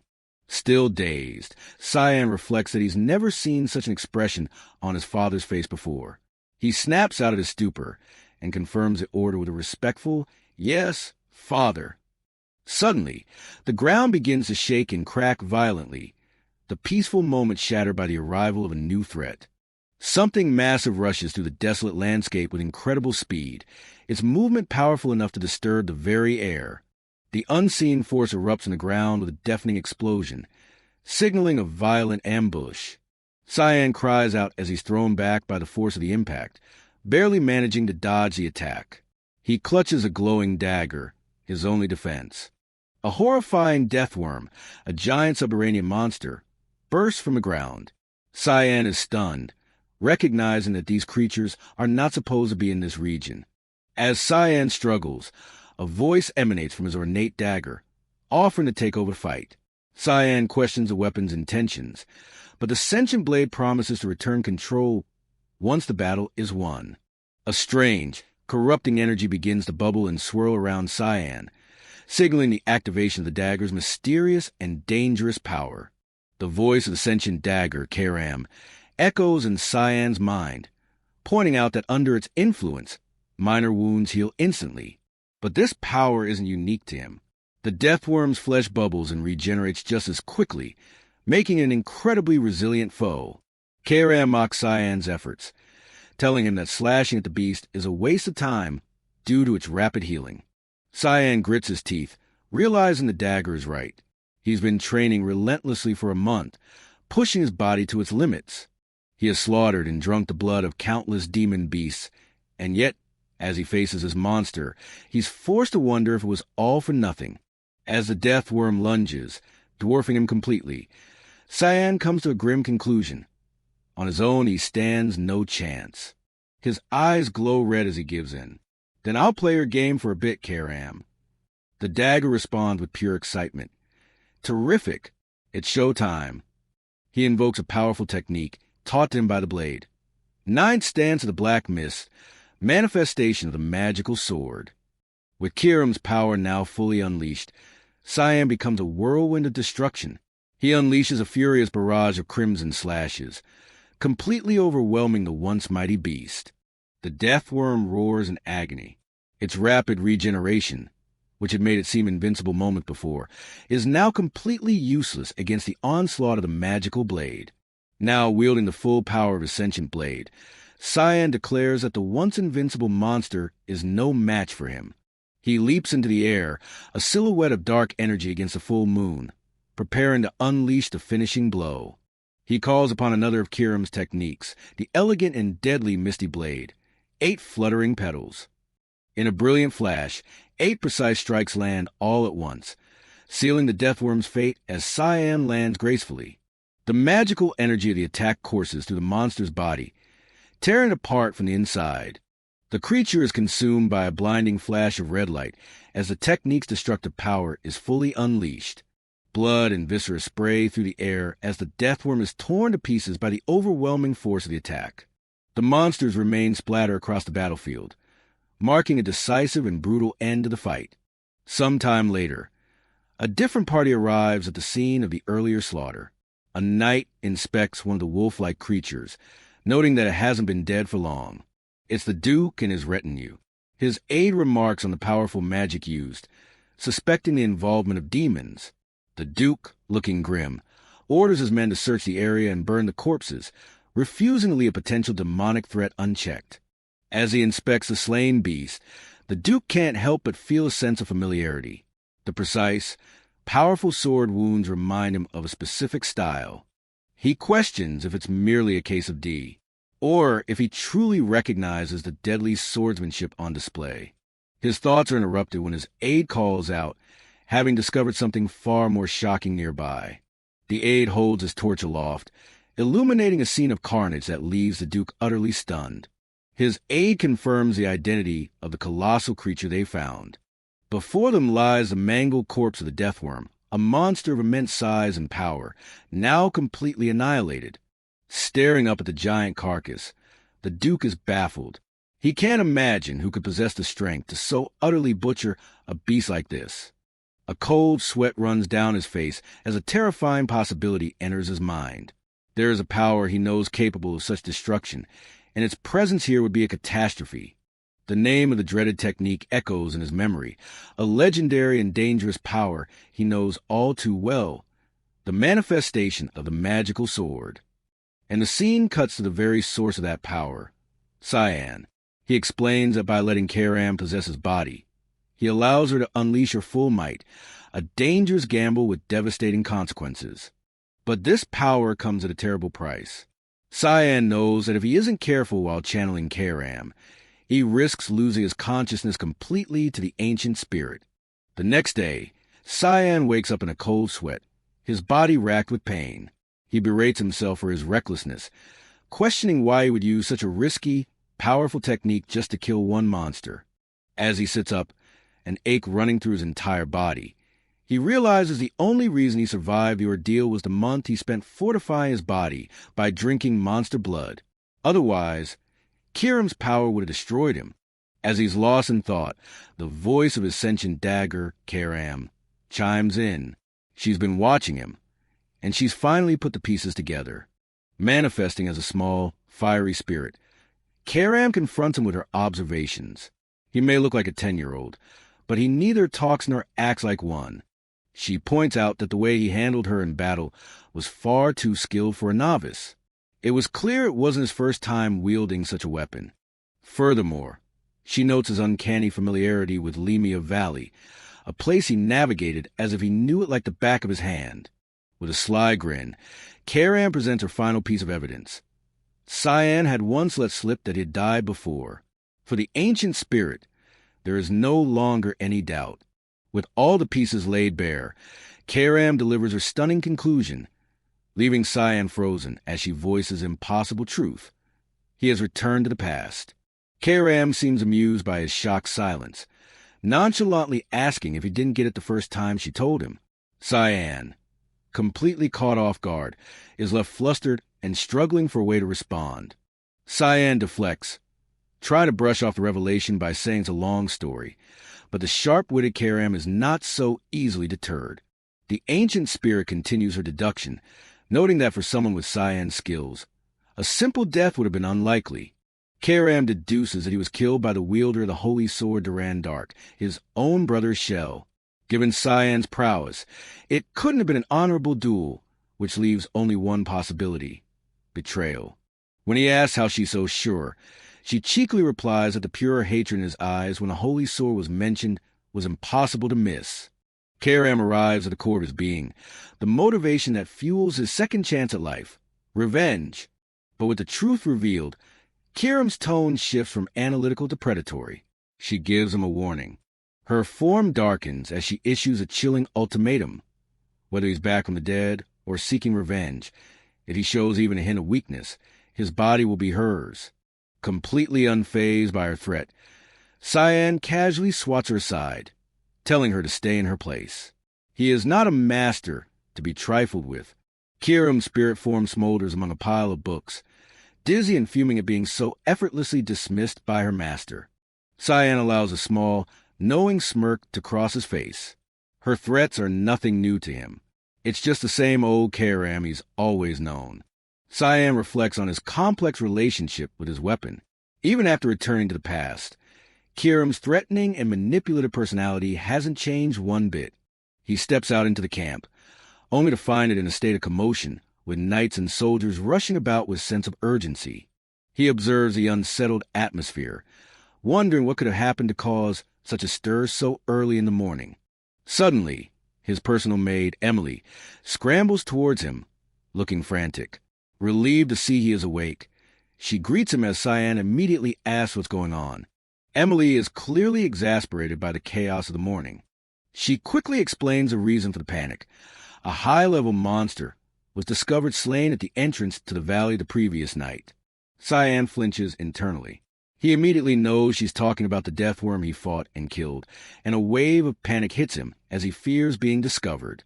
Emily explains that it's unheard of for such a powerful monster to be found so close to the camp. Trying to act casual, Cyan cuts her off, probing for more details. Emily is taken aback by his sudden intensity, confused by his urgent line of questioning. A bead of sweat trickles down his face as Cyan presses her further, asking if they mention anything else, like a suspicious person or any details about him. Before Emily can answer his panicked questions, they are interrupted by the Duke's aide, who addresses Cyan directly. The aide informs him that he has been summoned. His Grace, the Duke himself, is looking for him. Cyan's heart sinks. He immediately realizes the gravity of the situation. When he saw his father and his men approaching the battlefield last night, he had to retreat in a hurry, leaving no time to dispose of the monster corpses that littered the area. He left behind a mountain of evidence. He grits his teeth, furious at his own carelessness. This is a disaster. His entire plan hinged on keeping a low profile and hiding his true strength until he could enter the academy. Now that's all ruined. With a heavy heart, Cyan presents himself at his father's barracks. He announces his arrival, but his mind is racing. He's sure that his father will figure everything out. He enters the tent to find the Duke waiting. The quiet, "Good morning," Cyan feels heavy with unspoken accusations. Cyan braces himself, certain he knows what's coming next. His father is going to ask him about the disturbance last night. The Duke turns, his gaze sharp and piercing. He says nothing, simply commanding his son to have a seat, letting the heavy silence and unspoken questions fill the room. Cyan's heart thumps in his chest. He keeps his expression neutral, steeling himself for the inevitable interrogation, his mind racing to come up with a plausible story.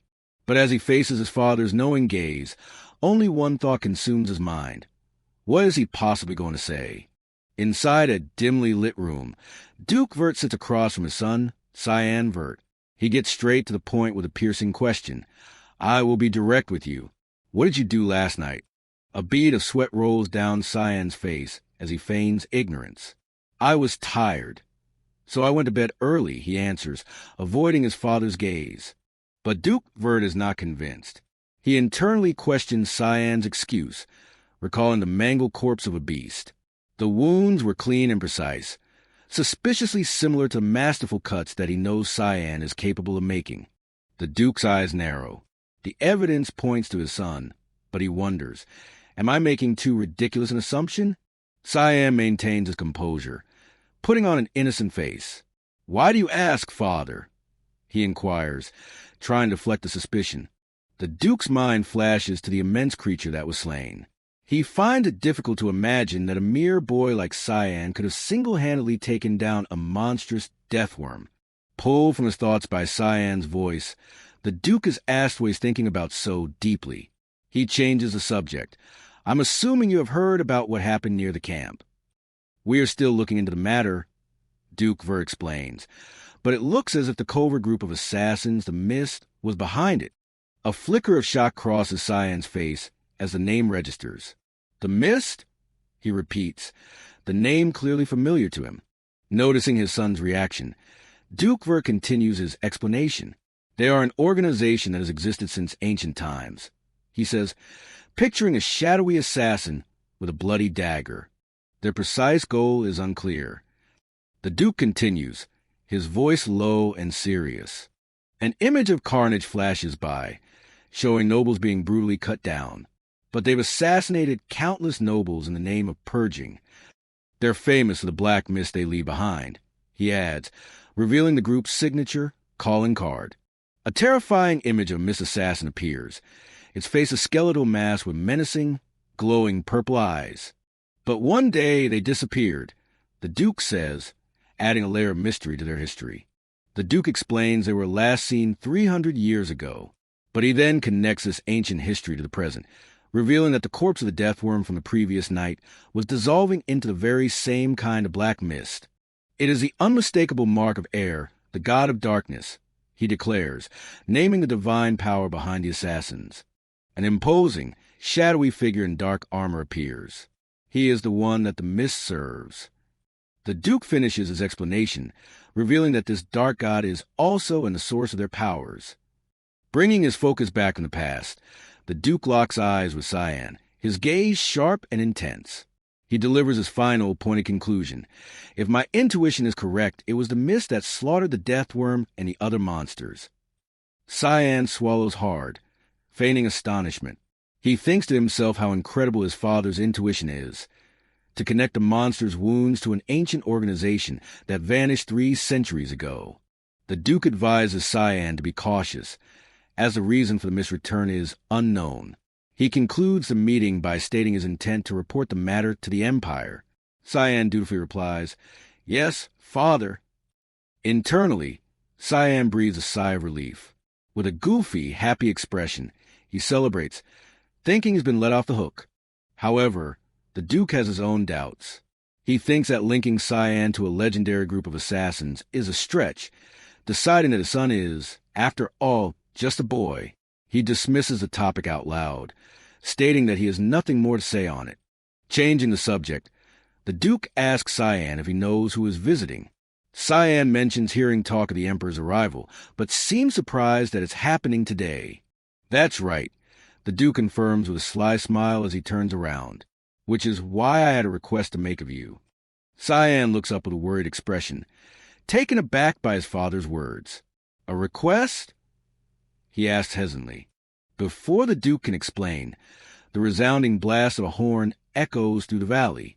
A knight announces the imminent arrival of His Majesty, the Emperor. The scene shifts outside where the procession has arrived. The Duke's voice booms with formality as he announces himself. "Your humble servant, Williers Vert, Duke of Valias." Clad in full ceremonial armor, the powerful Duke kneels in a gesture of loyalty. With his soldiers and Cyan watching from behind, he offers his formal greeting to the approaching royal figure. "Greet your Imperial Majesty." A familiar voice calls out, breaking the formal tension, "Williers." The speaker is a majestic man with long white hair and a crown, mounted on a dark horse. The Emperor has arrived. With the clink of armored boots, the Emperor dismounts his horse, stepping onto the dusty ground. He greets the kneeling Duke warmly. "Old friend, what need is there for such formalities?" The Emperor personally lifts Duke Vert to his feet. The Duke, humbled, can only manage to say, "Your Majesty." The Emperor's attention then shifts, his eyes finding Cyan in the crowd. "Ah, so this must be the boy," he remarks.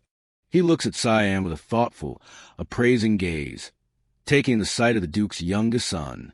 Following protocol, Cyan kneels before the ruler and formally introduces himself. "Your humble servant greets your Imperial Majesty. I am Cyan Vert, youngest of the House of Vert." The Emperor places a hand on Duke Vert's shoulder, addressing him as an old friend but directing his praise toward Cyan. "To see such a young boy living in such a perilous territory," he exclaims. "Truly, Williers, your people are exceptional." The praise washes over Cyan, but he remains unimpressed. With a moment of cynical clarity, he understands his father's earlier requests. He was simply being used as a prop, paraded before the Emperor to make the family look good. Cyan reflects on this change with deep sarcasm. In his previous life, his father was so ashamed of him that he would hide him away whenever the Emperor visited. Now, he's being shown off and he thinks, "I'm deeply moved by Father's confidence in me." The Emperor declares the timing to be perfect. "For I too have someone I wish to introduce," he says, as a cloaked figure enters the room behind him. With a soft clack, a delicate red shoe steps down from a lavish carriage, signaling the arrival of a new guest. A young woman with white hair and a royal red cloak emerges. The Emperor begins his introduction, the Imperial Princess of the Wuzif Empire. Her name is revealed as she looks on with piercing red eyes, Aaron Sevelis. Cyan immediately recognizes the name from his past life. His mind flashes to her reputation. Aaron Sevelis, the tragic fifth princess. The scene shifts back to the private conversation between Cyan and his father. The Duke finally reveals his true request. "Today, I am leaving the princess in your care." Cyan is completely blindsided. "Pardon? What do you mean by that?" he asks, his voice filled with confusion. Sitting back across the large map, the Duke tries to put Cyan at ease. He explains that all he needs to do is become acquainted with her, adding, "Besides, you two are the same age. You will see her again at the academy, will you not?"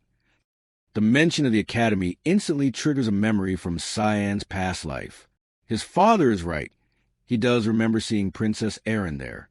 He vividly recalls her from his time at the academy. Even then, she stood apart from the others, a solitary figure. The Duke continues, explaining the political advantage of the match. While they won't have much time, he admits it is a sincere hope that Cyan and the princess will eventually grow close. Cyan is less than enthusiastic about the prospect, thinking to himself that he is not thrilled about this arrangement at all. He understands his father's true motive.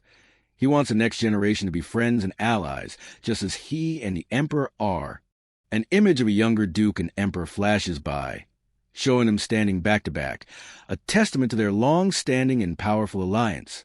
But Cyan's thoughts turn grim. His father has picked the wrong target for his ambitions. He thinks of Princess Erin, knowing from his past life that she is not the type of person who could fulfill the role of a political friend or ally. As he watches the princess walk away, he lets out a quiet sigh. He is the only one who knows the future, and there is no way for him to explain the complications she will bring. He sighs, Realizing what a chore this will be, still, since he has no choice, he decides he might as well get it over with. As the two groups join and walk together, led by the Emperor and the Duke, Cyan glances towards the silent princess, steeling himself to make the first move. Breaking the silence, Cyan decides to make conversation with the princess. Princess Erin, looking out at the crimson landscape, asks, "Why is that river red?" Cyan answers bluntly, "Oh, that's Blood River." It spans the entirety of Lemia Valley. Cyan elaborates. As they walk along the cliff's edge, he continues his explanation. The reason it's red is pretty simple. He explains the grim circle of life in the valley. When monsters become too old or wounded to compete, they instinctively throw themselves into the river to die. Then the magic in the river decomposes their bodies, he says, as a gruesome image shows the remains of countless monsters dissolving into the water, turning the river red. He concludes matter-of-factly, "The princess is horrified. You're telling me that's all monster remains?" Cyan confirms it, adding that other monsters drink and bathe in the filthy water, and advises her to stay away. Her face contorts with revulsion. "Disgusting!" Erin exclaims, but her morbid curiosity gets the better of her. "And what's at the end of that river?" She demands to know. Cyan looks at her, his expressionless face making the deadpan answer even more chilling. "The demon world." Princess Erin is shocked by his answer. "The demon world?" she exclaims. "Where the demon race lives?" Cyan continues to tease her with a smug grin. "Yes, and if you follow this river, you may even get to meet the Demon King," he says, causing the princess to flinch in annoyance. He knows, of course, that no one in their right mind would ever actually attempt such a foolish journey. He snickers to himself, admitting that it's surprisingly fun to mess with the sheltered princess. Suddenly, a bright flash of light erupts in the distance, startling Cyan, the princess, and her attendant. As the light streaks across the sky, Erin asks what it is. Cyan, recognizing the location, identifies it as coming from the 3rd Sentry Post. His expression turns serious as he notes the color of the signal flare. "It's yellow," he says grimly. A yellow flare has only one meaning in this territory. The sentries are fighting monsters. Panic flashes across Princess Erin's face as she turns sharply. "Why, you mean monsters have arrived?" She stammers. The camp instantly erupts into action. The first command cuts through the building chaos. Focus on the highest priority. Escort His Imperial Majesty back to safety. Duke Vert bellows his own command, ordering his division troops to follow him to the 3rd Sentry Post. But the Emperor stops him. "Now, don't be that way, Williers," he says calmly, much to the Duke's surprise. "Do you think I come all the way here for a leisurely hike?" The Emperor asks, making his intentions clear. He draws his sword with sharp clink, a smirk on his face. "Besides," I was growing quite bored. With a defeated sigh, Duke Vert relents to his friend and ruler. "Very well, sire." The Emperor addresses the assembled soldiers, declaring that the Imperial troops will join the fight. Their new priority is to slay the monsters. In unison, the troops roar their approval. "Yes, sire." The Duke then turns to his son. "You will join us, Cyan," he commands. Cyan obediently agrees. Princess Erin looks at Cyan in surprise, asking if he can actually fight monsters. He downplays his role as a mere rear reinforcement and tells her to quickly head back to the safety of the camp, effectively dismissing her. But far from being scared, Erin grabs him, her eyes burning with unexpected fire.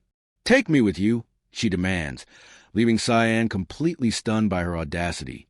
Cyan is baffled by her outburst, wondering what the brat is saying. Erin throws a tantrum, insisting that since they are the same age, she should be allowed to go to battle as well. With a deadpan expression, Cyan tells her this is a battlefield, not a playground. The princess stubbornly retorts that she doesn't care and that no one can stop her. Cyan's patience finally snaps. He calls out for his subordinate, Jerkin.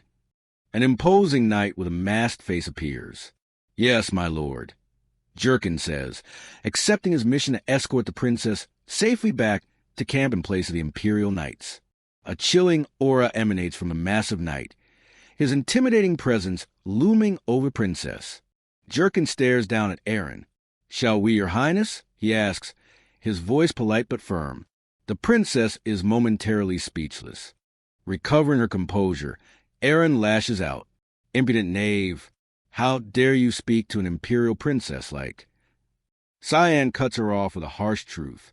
"Dozens of knights may lose their lives because of your highness's stubbornness." He moves close, his eyes glowing with a menacing red light. He tells her that in this place, the preservation and loss of lives depend on judgments made in the blink of an eye. He finishes his cold questioning, asking if she is truly willing to take responsibility for the lives that will be lost because of her. His glowing red eye seems to pierce right through her as he finishes his question. For the loss of that many lives? The weight of his words finally hits her. Princess Eren can only whimper and choke back tears, her defiant attitude completely shattered. Having made his point, Cyan turns his back on her and walks away. "Your Majesty must turn back if you insist on behaving like a child," he says, leaving no room for argument. Defeated, the silent princess is finally led away from the battlefield by her attendant and the imposing knight Jurkin. Meanwhile, the monster threat emerges. A giant, armored worm-like creature squirms across the desolate landscape. The creature crashes into defensive barricades of immense force, sending soldiers flying and screaming in terror amidst the chaos. As the ground rumbles from the monster's assault, a commander desperately yells for his men to stand their ground and fend off the attack. Another leader raises his sword high, ordering the soldiers to get into their battle formations. Duke Vert takes command, pointing the sword forward and issuing a powerful order: protect the Emperor at all costs, and slay them all. Leave no survivors. The battle erupts. Soldiers scream as they charge headfirst into the horde of monsters, ready to fight for their lives. The battlefield is filled with a thunderous rumble of chaos as knights brace themselves against the overwhelming onslaught of monsters.